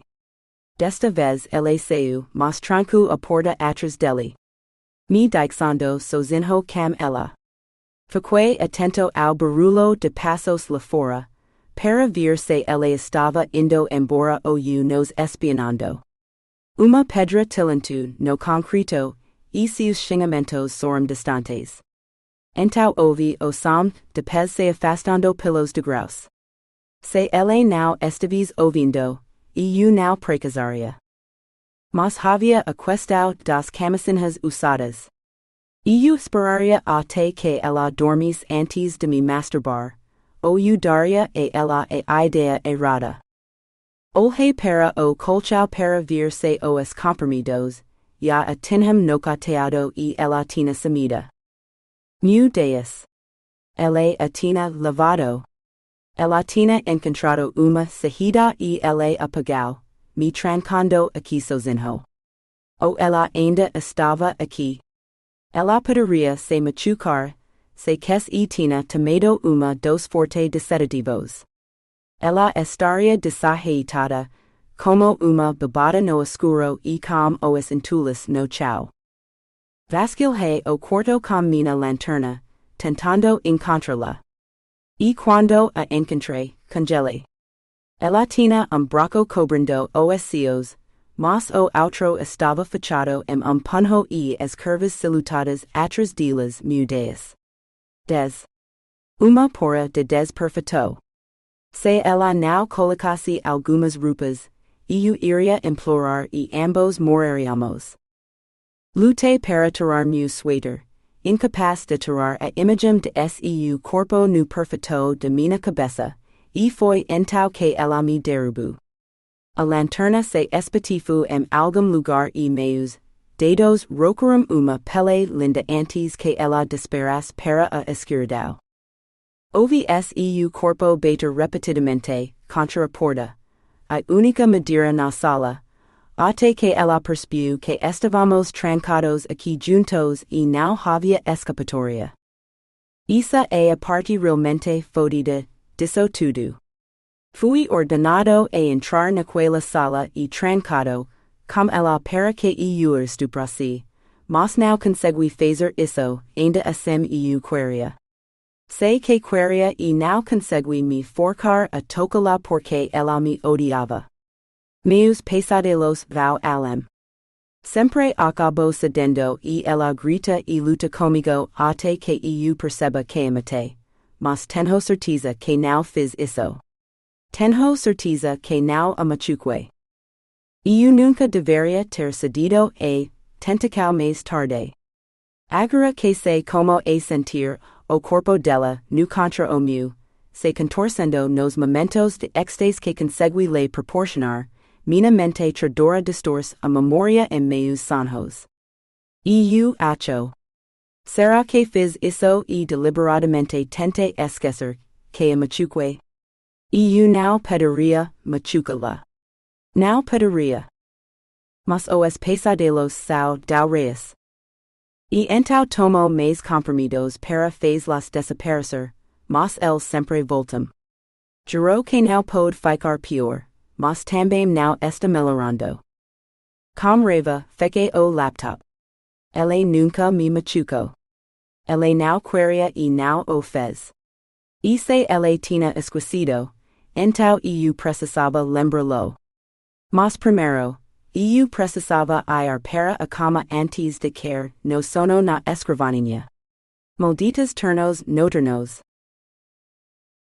20. Eu parecia alegre demais para essa hora da manhã. Na verdade, todos pareciam alegres demais. Quando você trabalha no pronto-socorro por 5 noites seguidas, tenete de manhã é oficialmente uma hora indecente. Eu precisava de uma jarra inteira de café e mais outra, senão ia descer na mesa e roncar até a semana que vem. Como está o trabalho no hospital? Já se acostumou com as pessoas te chamando de doutora? Tentei focar meu olhar embaçado no rosto dela, mas desisti. Falta de cafeína, sono e algo mais. Acuidade mental, talvez. Odio o PSE nunca mais quero trabalhar Acho que quero me especializar, como médica que trata de distúrbios do sono. O anestesista. Bebi gol profundo e bati a xícara de volta na mesa. Uma caneca, não uma xícara pequena. Dau ruamasim, Assenti. Você não faz ideia. É a última semana das férias escolares. Muitas crianças ficando doentes e quebrando ossos. Não sei se conseguiria lidar com uma criança machucada que não entende o que está acontecendo. E os pés em pânico. Os olhos de Joe se arregalaram de horror. E de números qualquer dia. Eles não coram. E eu lido com números também. 200 km por hora, Esa era a velocidad mkov8 turbinado estava quando o idiota bebado de 17 anos que dirigia bateu semáforo, cortando o carro ao meio. Tres dos pasajeros estavam usando cinto de segurança, ele e deles não estavam. Apenas dos passageiros sobreviveram. 180. A velocidade que motociclista estava quando caiu de moto na rodovia antes de tres carros o atangoram. Ele está na UTI, e não temos certeza se vai acordar. 202 pontos, SEA o total, cinco pessoas diferentes que decidiram ter uma briga, com garrafas quebradas fremantle ontem à noite. Todos eles eram menores de idade. 6. O número de sacos de vômito que uma menina de 15 anos usou antes que tivesse que fazer uma lavagem estomacal por intoxicação alcoólica. Suspirei. 0. O número de horas de sono que tive nas últimas 24 horas. Eu deu tapina na minha mão solidariamente. Parece horrível. Eu não deveria ter pedido para te encontrar para tomar café, mas eu estava morrendo de vontade de te ver, então não pensei.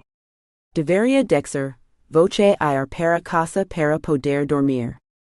Balancei a cabeça. Não estou dormindo bem casa também. Acho que tenho perseguidor. Ele só aparece à noite, no entanto. Ela mordeu o labia. Como se estives tentando manter as palavras dentro da boca. Pode falar eu disse cansada. Eu baixo os olhos. Bem, voce está de volta a Perth e é aqui que ele mora, não é? Meu olhar vazio pareceu ser suficiente para persuadi-la de explicar. O perseguidor nojento que não te deixava em paz quando voce estava no hospital. Nathan alguma coisa. Nathan Miller. Ele não era perseguidor. Ele estava lá para me proteger, insisti. Ela ergueu o olhar, mas ainda parecia não querer encontrar meus olhos. Eu sei que voce gostava dele o suficiente, mas eu achava ele sinistro. Não me sentia confortável perto dele. Talvez ele esteja te perseguindo de novo aqui. Ela levantou a mão para silenciar meu protesto. Não necessariamente de uma maneira ruim. Talvez de uma maneira boa. Talvez ele esteja de olho em voce. Ela não parecia acreditar na própria história. Mas uma vez balancei a cabeça. Nathan não ficaria à espreita. Ele se mostraria e me diria que está tentando me proteger, porque ele sabe como eu reagiria se me sentisse em perigo.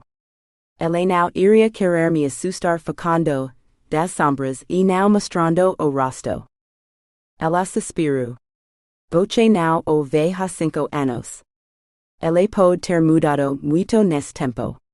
Por dizer, nos mudamos. Agora sou considerada uma feiticeira com tudo relacionado a números. Voce é a mais nova, médica milagrosa do hospital Fiona Stanley, desculpe, doutora. Talvez ele tenha se tornado o babaca nojento, que sempre foi destinado a ser. Voce já ouviu? Ok. O perseguidor? Não, eu disse que ele não mostrou o rosto. Não sei como ele é, só que tenho a sensação de estar sendo observada muito. Especialmente à noite. Preocupação encheu seus olhos. Não, embora eu ache que voce deveria ligar para o Trevor e cantar sobre o perseguidor. Eu quis dizer o senhor nojento. Voce já ouviu? Não, mas depois que a irmã dele me chamou de vagabunda, tenho evitado ligar para ele ou ir a sua casa. Apertei os lábios e balancei a cabeça. Voce vai?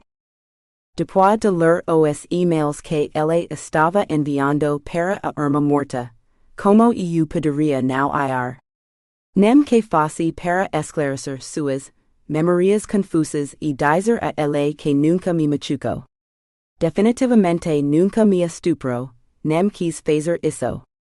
Por favor, não vá. As palavras de Joe me pegaram de surpresa e ela pareceu perceber isso. Então continua, voce esta muito melhor agora. Não é mais uma sombra de si mesma, como era há 5 anos. Voce já tem muita coisa para lidar com a mudança de volta e seu novo emprego no hospital. Não precisa dele, baguncando sua vida de novo. Abri a boca para dizer ela que não era culpa dele, que minha vida tivesse sido baguncada por conhecê-lo, mas fiquei rapidamente. Eu não podia dizer uma palavra sem incriminar Nathan e a mim mesma. Ela suspirou.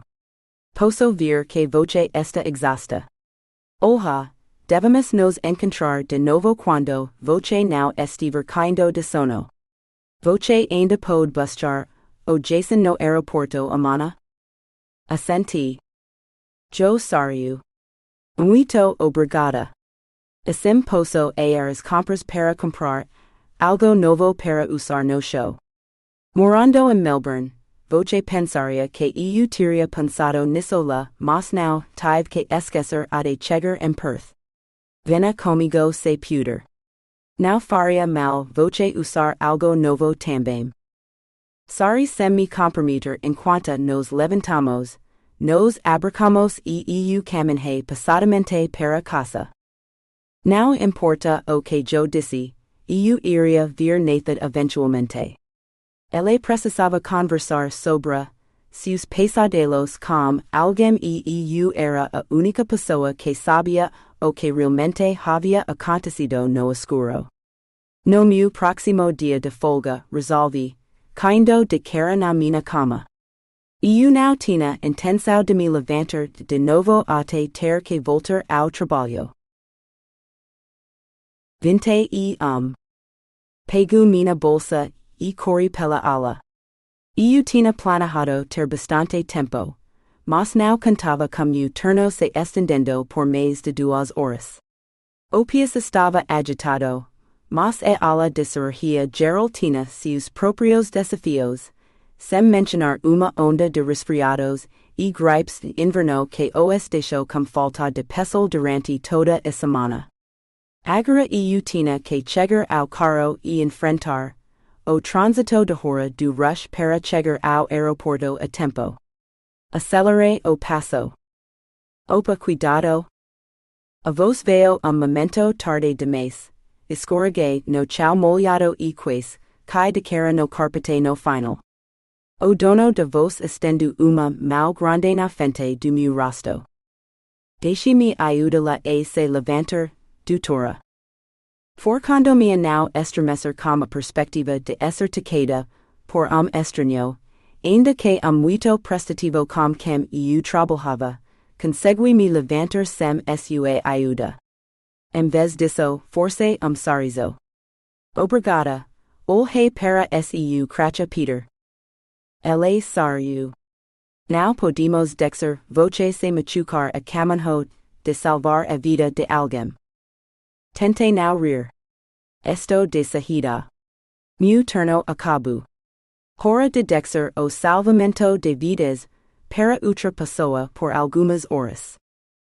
Meu turno termina em 10 minutos. Quer tomar café? Ele perguntou ansiosamente. Forcei-me a manter sorriso no rosto, apesar do desejo de ser correndo e gritando.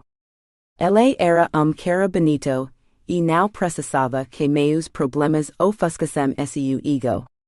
Não, obrigada. Vou buscar meu amigo no aeroporto. Ele está vindo para show na semana que vem e estará me esperando. Ah, voce quer dizer o chá? Peter pareceu ficar ainda mais animado do que eu achava possível. A única vez que eles tocam em Perth é a turn de despedida. De onde ele está vindo? Ovi dizer ko show em Sydney na Opera House foi incrível. Porque ela se incomodaria em vir aqui. Suffoque mina risada limpando a garganta. Seria bem difícil hever, show sem ela. Ela é da banda. Ah. Ela assentiu. Cor dizer que voce vai poder ir aos bastidores e tudo mais? Porque ela now contrata uma limusine, para busca-lo no aeroporto. Com o dinheiro que o chaya gana, com certeza ela pode pagar. Ela faria isso, se eu demorasse mais, e eu precisava falar com ela antes que ela se perdisse entre as faz de Perth. Ela é, meu parceiro. E eu senti falta dele, admiti. Devia ser a primeira vez na minha vida que eu sentia falta de Jason, mas era verdade. Ah. Seu rosto marchu. Acho que voce não pode tomar aquele café, então. Assenti. Aproveite sua noite, então.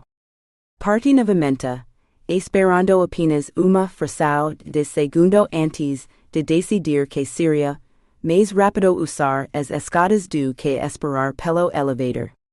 Deixe os degraus correndo, desejando poder concordar com algo tão simples quanto café com alguém. Qualquer pessoa. Mas eu ainda não suportava que ninguém me tocasse. Claro, eu tocava meus pacientes, mas isso era diferente. Eu era tão fria e inalcançável quanto as nuvens que passavam pelo céu esta manhã. Além disso, que tipo de médica eu seria se me apaixonasse ou eu mesmo sentisse desejo por dos meus pacientes? Espremi-me entre o mini vermelho e uma das Porsches no estacionamento dos médicos para chegar ao meu carro menos chamativo. Eu provavelmente tinha dinheiro para Porsche, mas, como o dono do mini, eu preferia investir em outros lugares. Além disso, carro chamativo me faria me destacar, e eu passei anos aperfeiçoado a arte de me misturar. Saindo do estacionamento, acenei para o guarda de segurança e segui meu caminho. Pisei fundo no acelerador pela rodovia, até o aeroporto, esperando que o voo de Jason tivesse atrasado ou que minha corrida fosse tranquila. Eu estava a 10 minutos do aeroporto quando vi as luzes laranja piscando, obras na rodovia, com os limites de velocidade de passo de lesma que foram implementados para proteger a equipe de obras. A equipe parecia ter encerrado o expediente, mas não tinha mudado as placas para nos deixar ir mais rápido. Rangendo os dentes e apertando o volante, me arrastei no meu carro, me perguntando se chegaria mais rápido ao aeroporto se fosse a pé. Quando entrei furiosa no terminal, estava 15 minutos atrasada e fervendo. Com os dedos cruzados, verifiquei o quadro de chegadas, apenas para descobrir que o voo de Jason havia chegado 20 minutos adiantado. Ele provavelmente já estava a caminho de hotel agora, pensando em maneiras de me fazer sentir culpada por esquecê-lo. Como se meu trabalho e meus pacientes não importassem. Peguei meu telefone e liguei para ele, examinando os assentos do terminal na remota esperança de que ele tivesse me esperada. Era pouco provável. Atrás de mim, os primeiros acordes de necessário evil do Chaya Sorum, como tuk de celular. Girei e Jason Pisco. Encerrei a chamada antes que começasse e enfie o telefone no bolso. Seu sorriso feliz não era direcionado a mim, mas a aeromoca sentada a sua frente, bebendo seu café com uma boca perfeitamente pintada de batom vermelho. Ele disse algo para ela e ela explodiu, em uma fonte de racinos. Eu me perguntei se ela já tinha dado seu número de telefone para ele, ou se ele tinha decidido inscrever-la no clube das autores durante o voo de Melbourne. Nenhum dos duami surpreenderia. Brook esta a angel, Jason disse em voz alta. Brook a aramoca que me diu, o atendimento mais incrível novo. Absolutamente, primeira classe. Boquê dau bom que ela queria outro, traduzir na minha cabeça. Brook Horu, du risaginhas e fez o seu melhor para parecer personagem de manga atraente.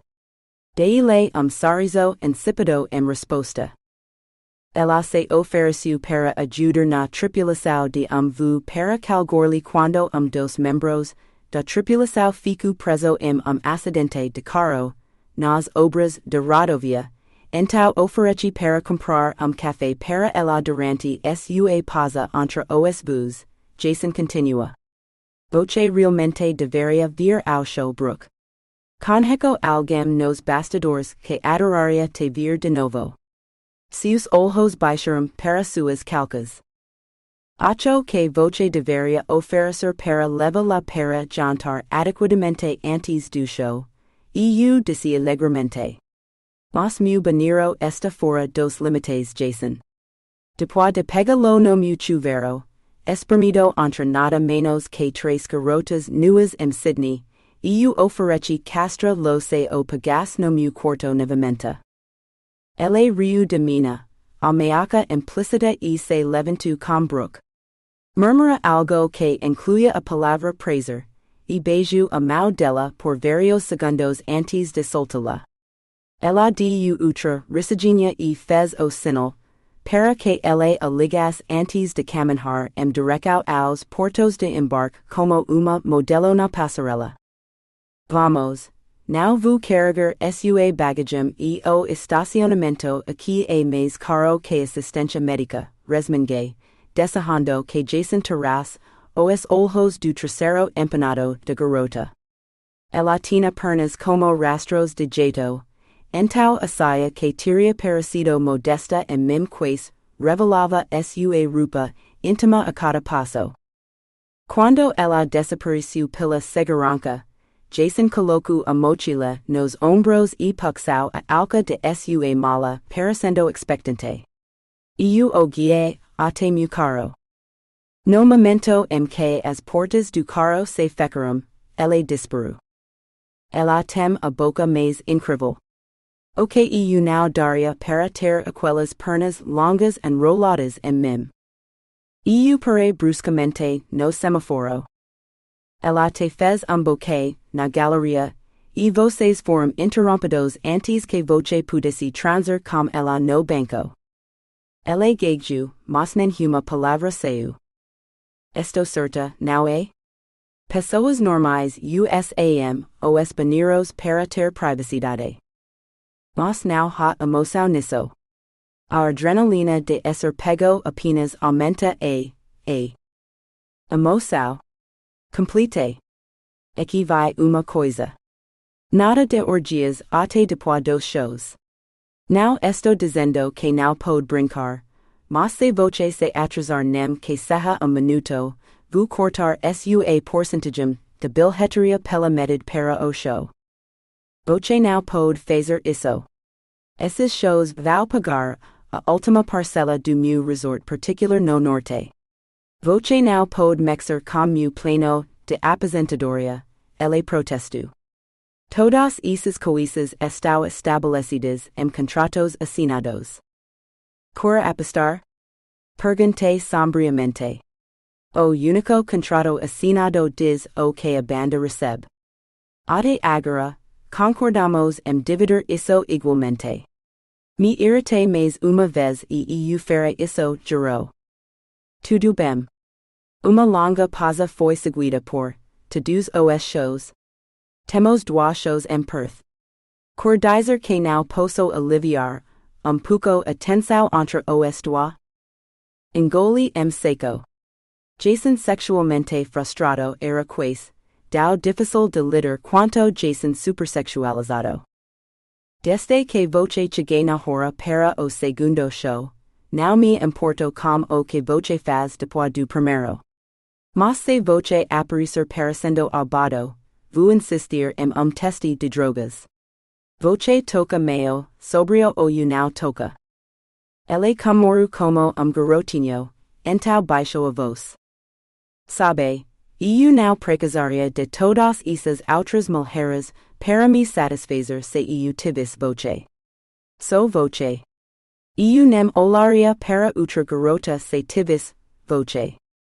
Que bom para todas as outras mulheres que voce não me tem, então, não é? Imagine como todas elas ficariam desapontadas se voce se contentas com uma médica sem graça. Respondi desligando-me da conversa enquanto tinha que enfrentar o desafio de entrar no trânsito de Perth sem ser esmagada. Porque os motoristas de Perth nunca aprenderiam a fundar duas faixas de trânsito. 22. Quando finalmente consegui me desvencilhar do quarto de hotel do Jason para poder jantar tranquilamente em casa, minha atenção se desviou do programa de culinária sem graça na TV para os e-mails perturbadores do Nathan.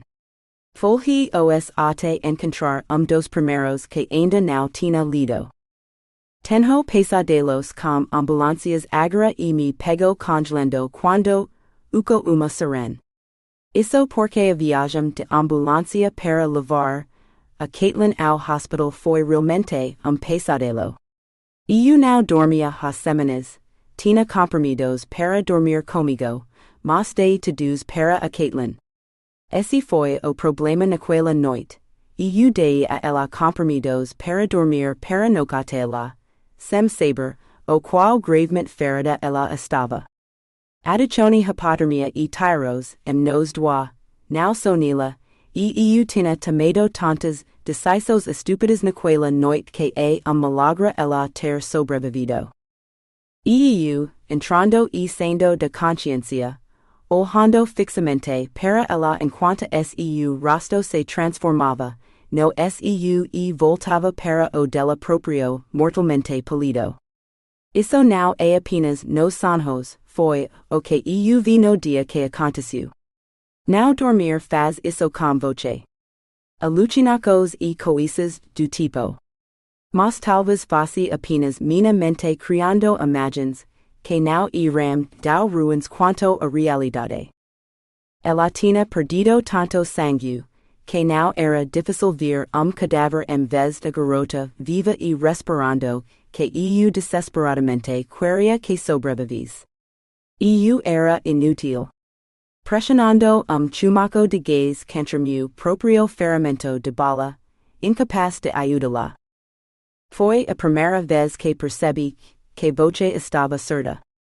Fracassar no primeiro ano e ter que levar ano e mês para fazer meu curso, desmoronar quando voce desapareceu em vez de fazer meus exames. Abandonar quando voce morreu porque eu não conseguia encarar cadáver depois de ver osu no necrotério após a autópsia. Eu queria voltar, mas o primeiro cheiro de formalina, ao passar pelos laboratórios de dissecação eu estava albado. Se eu tivesse terminado meu curso quando voce deveria, eu teria sido médico interna na época em que conheci a Caitlin. Eu teria sido qualificado para ajudá-la, não quase matá-la. Agora seria segurança pelo resto da minha vida, porque nunca seria capaz de voltar para a faculdade. Mas isso foi apenas o começo dos meus erros.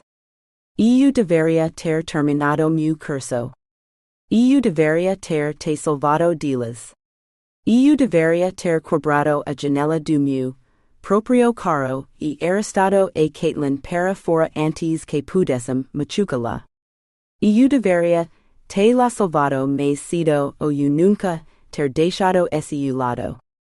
Não é como se eu dormisse de qualquer maneira. O erro mais colossal de todos foi perceber que eu a amava, a garota que eu quase matei e que tive que assistir sangrando na rua enquanto ela levava a bala que era para mim. Eu deveria estar salvando a vida dela e, em vez disso, ela quase morreu salvando minha pele inútil. Eu deveria ter morrido ali mesmo. ela now precisava de mim. A mulher mais forte que ya conheci sim, até mais forte do que voce era, e isso é dizer algo. Mas ela sobrevive quando voce não sobrevive, então ela tinha que esser. Eu falhei com ela tanto quanto falhei com voce. Talvez seja por isso que voce está sempre me acusando, nos meus sonhos. Eu sei que mereco. Eu mereço morrer pelas coisas que fiz. Os outros morreram e foi bom aturar nelas. Nunca pensei que seria capaz de matar alguém, mas quando se trata de salvar alguém que voce ama ou vingar alguém que voce perdeu, tudo isso vai pro inferno e voce puxa o gatilho e simplesmente aproveita. Eu deveria me sentir como assassino, mas não tenho certeza se os homens que matei ainda eram humanos. Eles podiam parecer, mas em suas cabeças, eram piores que animais. O que eles fizeram com voce? O que eles fizeram com a Caitlin? E talvez eles tenham me transformado em algum tipo de animal também. Espero nunca mais estar em uma ambulância. Acho que enlouqueceria, imaginando que estou lá com voce e a Caitlin e totalmente inútil. Provavelmente é melhor apenas me abater, como cachorro raivoso. Eles realmente espumam pela boca? Cor dizer, a lista de sintomas diz que sim, mas nunca vi caso registrado na Austrália. Talvez eu seja o primeiro. Merda, estou divagando. Se alguém ler isso, me levariam para o hospicio imediatamente. Provavelmente seria o melhor. Será que eles ainda usam camisas de forca? Desde que não me levem em uma ambulância. 10. Acho que estou louco. Não consigo dormir e ambulâncias me assustam.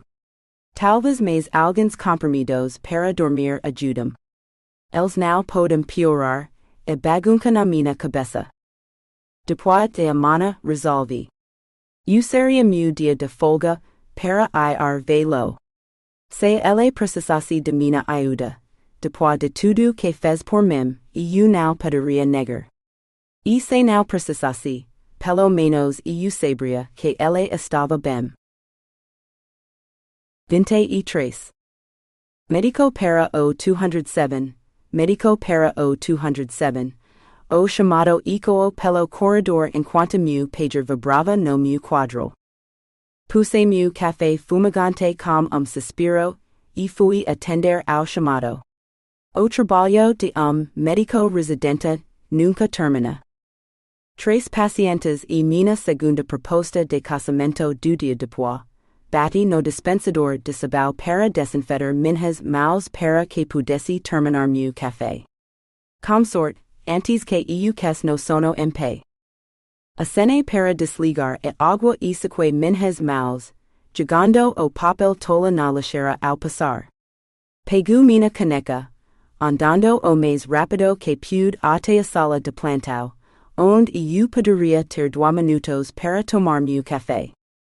Minhas esperanças de paz se despedacaram quando vi que compartilhava a sala com o próximo turno de enfermeiros.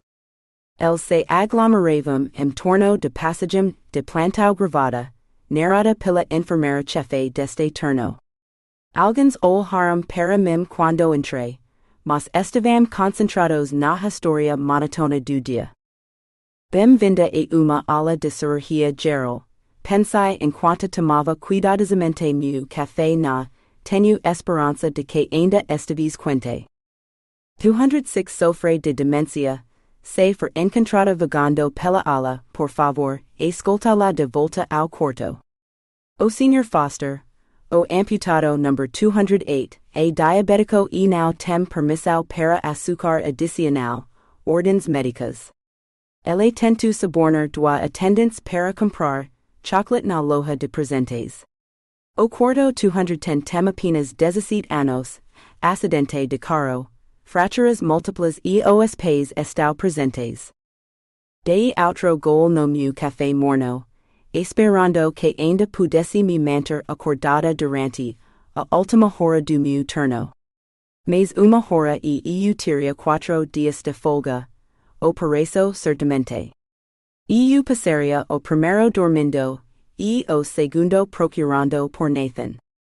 O e-mail que ele me enviou 2 noites atrás dizia que ele estava pirando.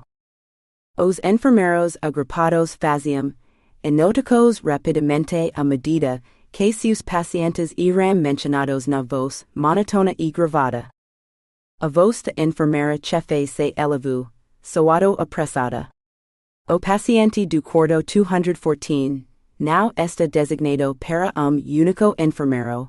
O quarto 214 deve ser incluído em todas as rondas deste turno, assim que o paciente for transferido da emergência. Chegou de ambulância ao meio-dia e está previsto para transferência assim que estabilizado. Paciente em observação por tentativa de suicídio, verificados frequentes conforme o tempo permitir. Inconsciente, no início do turno, quando o paciente recuperar a consciência, notificar o Dr. Hogan imediatamente. O nome do paciente é o barulho de papéis ponto sua pausa. Nathan Miller. Minha caneca vazia se estilhaku ao atangir o chão. 24. Vocês falavam sem parar, me acordando quando tudo o que eu queria era dormir. Vou embora. Não abri a boca para dizer isso, nem os olhos para ver quem era. Eu acabei de encontrá-lo dormindo, Chris soluco, ou eu talvez tenha sido choro seco. Ela certamente não parecia feliz. Então vi a caixa vazia, de pílulas para dormir, ao lado da cama dele. Não sei quantas ele tomou, mas era uma caixa nova na semana passada. Ela sova como se estives corando. Ele tem estado triste ou deprimido ultimamente? Perguntou uma voz feminina que eu não conhecia. Pouco já faz tempo. Sei que ele tem tido problemas para dormir desde que nossa irmã morreu. Respongo. Se você tivesse visto o que fizeram com ela, também teria pesadelos. O que fizeram com Alanna. O que fizeram com Caitlin. Volte a mergulhar em sonhos, nenhum deles agradável. 25. Você já fez sua pausa para o chá? Essa voz e usa ouvia em sonhos agora, mas nunca a tinha ouvido dizer isso antes. Maravilha. Alucinacos. Now masadra. Hogan queria que alguém ficasse com este paciente, o máximo possível, porque ele acordara em breve e ela queria ser notificada assim que ele estiver acordado, murmura uma voz masculina desconhecida. A voz do sonho sova, como se estivesse sorrindo. Ficarei com ele pouco e cobrirei voce. Terminei minha lista de pacientes, mas ainda estou aqui por mais meia hora. Murmurando e atrapalhado, ele protestou fracamente. Now draw Miller e eu não poderia. Draw Miller. Teria sido eu ou Alanna, e essa altura, se eu tivesse continuado estudando. Se ela tivesse vivido. Isso tinha que ser sonho, e so terminaria mal. Senti o calor de alguém se inclinando sobre mim e ouvi o sopro de respiração quando ela voltou a ficar de pé antes de se inclinar sobre mim novamente. O tecido da camisa dela, roku meu nariz e senti leve aroma de seu perfume. Tentei prender a respiração para não esperar.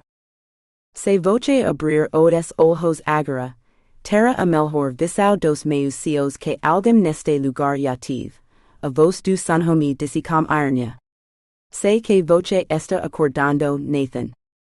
Se eu abrisse os olhos, veria que não era ela e que eu tinha apenas imaginado uma voz parecida com a dela. Mas se now o fizes, o sunho ficaria me sombrio e perturbador até que eu fosse forcado a acordar. Sonolento pisque para uma extensão de camisa azul.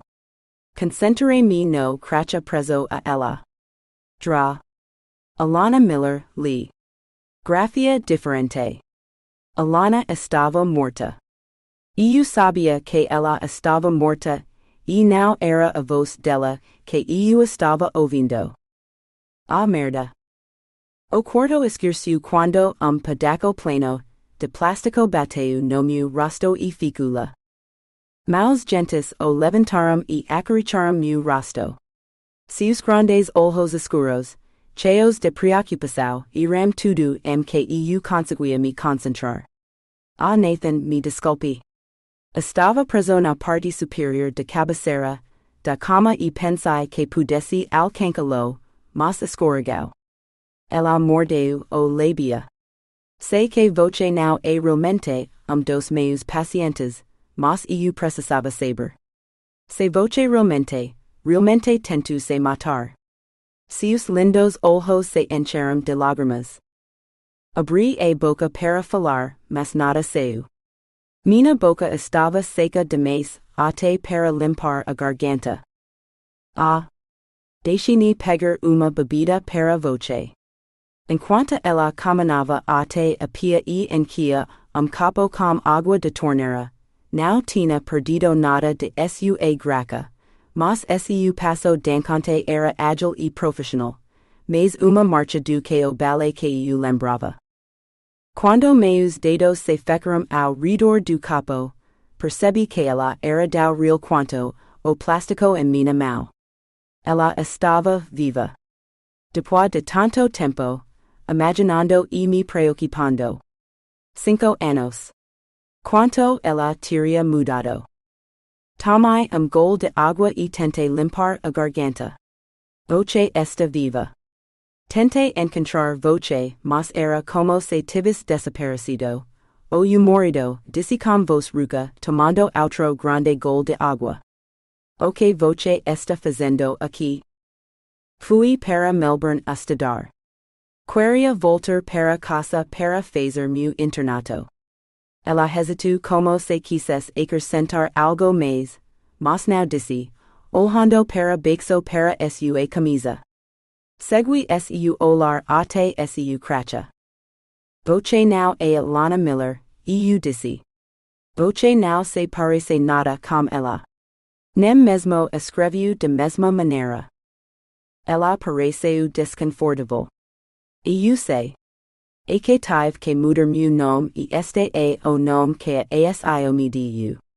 Alanna é meu nome do meio e parecia apropriado de alguma forma.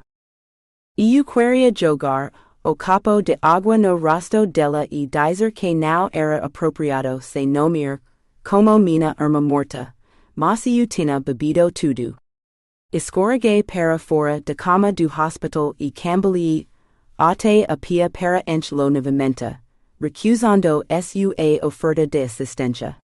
Eu estava tanto quando voltei para a cama e muito grato por atingir os travesseiros para jogar o copo de água duramente conquistado alguém. Tentei ligar para sua casa, mas por muito tempo ninguém estava em casa. Dia, Chris atendeu o telefone e me disse que você provavelmente não se lembraria de mim e que eu não deveria perder meu tempo. Não liguei novamente. Sua voz estava baixa e triste. Estou de volta aqui há apenas algumas semanas, e não tinha criado coragem para tentar entrar em contato com você novamente. Imaginei que você estivesse feliz e vivendo sua vida de novo. Não é que você apreciaria alguém de quem mal se lembra quando se reencontrar. Então vim trabalhar hoje e seu nome apareceu na passagem de plantão. Disseram que era uma possível tentativa de suicídio e eu não podia suportar não saber. Não podia acreditar que você tentaria se matar. Sua voz embargou com lágrimas. Nathan, porque voce tomo tantos comprimidos para dormir? Para poder dormir, eu le disse. Eu queria que os pesadelos fossem embora e me deixassem dormir. Voce ainda tem pesadelos? Ela perguntou em voz baixa. Quem te contou sobre eles? Foi a Chris. Ela te disse para ficar longe? Eu exigi. Caitlin pareceu quase culpada. Now Nathan. Voce os tinha no hospital e quando dormíamos juntos. Algumas vezes voce me acordo com seus movimentos bruscos ou quando me puxou para abraço esmagador. Lembro-me de uma noite em que fiquei com medo que voce quebrasse minhas costelas, de tão determinado que estava a não me soltar. Minha boca se abriu e não fechava. Eu te machuquei? Ah merda, me desculpe muito. Voce deveria ter dito algo. Se eu subis, teria dormido sozinho em algum lugar onde meus pesadelos não pudessem te machucar. Ela pressionou os lábios, como se estives tentando conter as palavras. Sobre o que são seus pesadelos? Ela perguntou timidamente. Principalmente sobre voce. Me arrependi das palavras assim que as disse, engolindo a água para não ter que olhar para ela. Isso durou cerca de segundo, e eu não conseguia tirar os olhos dela. Fazia tanto tempo e eu queria absorvê-la, não água fria da torneira. Ela pareceu chocada. Mas já faz mais de 5 anos desde que voce me viu. Chris disse que voce nem se lembraria de mim. Ela se sentou pesadamente na cadeira ao lado da cama. O que eu fiz com voce que ainda lhe dá pesadelos agora? Sua voz tremeu levemente e suas mãos apertaram o colchão ao meu lado, seus nos dos dedos tão brancos quanto o lenço que ela segurava. Ela olhou para suas mãos em vez de para mim. Não querendo responder, segui seu olhar até suas mãos. A cicatriz mais tenue permanecia em seus pulsos e todos os dedos, exceto haviam se curado retos. Me vi cantando a ela sem decidir que queria. Suas mãos estavam cobertas de sangue e seus dedos estavam quebrados.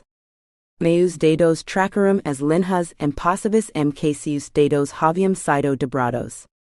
Havia tanto sangue. Às vezes, voce estava gritando de dor e outras vezes, voce está morta, mas eu não conseguia impedi-los. Eu não pude fazer nada a respeito. Feche os olhos e as imagens estavam lá, aquelas das que eu nunca podia escapar. Eu sonho como voce parecia ditada na praia, quando pensei que voce estavis morta, como voce parecia na ambulância, quando percebi o que eu havia deixado que fizessem com voce. Eu sonho com voce ditada fria e morta como Alanna estava no necrotério, como os mesmos dedos quebrados, os mesmos miudez, os mesmos ferimentos. Abri os olhos para fazer as imagens irem embora, mas não conseguia olhar para ela. Fixei o olhar em suas mãos, tentando não ver o sangue em minhas lembranças. Sua voz estava hesitante, mas curiosa. No seu arquivo, diz que seus pesadelos são sobre ela. Voce tive que identificar o corpo depois que foi encontrado? Silenciosamente, assenti. Ela estava tão fria e tão danificada. Eu não podia acreditar que alguém pudesse ferir alguém assim voluntariamente. E então, quando vi voce na ambulância, percebi que eu havia deixado que fizessem isso com voce e não os impedi. Às vezes os sonhos com ela, mas depois a voce. Eu a ouvi ofegar. Voce me deu seus comprimidos para dormir. Voce ficou comigo noite após noite, e não dormiu. Voce estava tendo os pesadelos, entau e tentando proteger Chris e eu que fizeram com ela. Meu Deus. Ela respirou fundo. Voce me deixou cantar o que eles fizeram, voce anotou tudo. Eu se tentei ajudar, voce murmurei, envergonhado. Ela parecia estar lutando para dizer algo, ou you now dizer. Quando finalmente abriu a boca novamente, pareceu exigir enorme esforço. Quando eu dormi com voce, ela correu furiosamente, mas continua. Eu lembra que voce dormia, às vezes.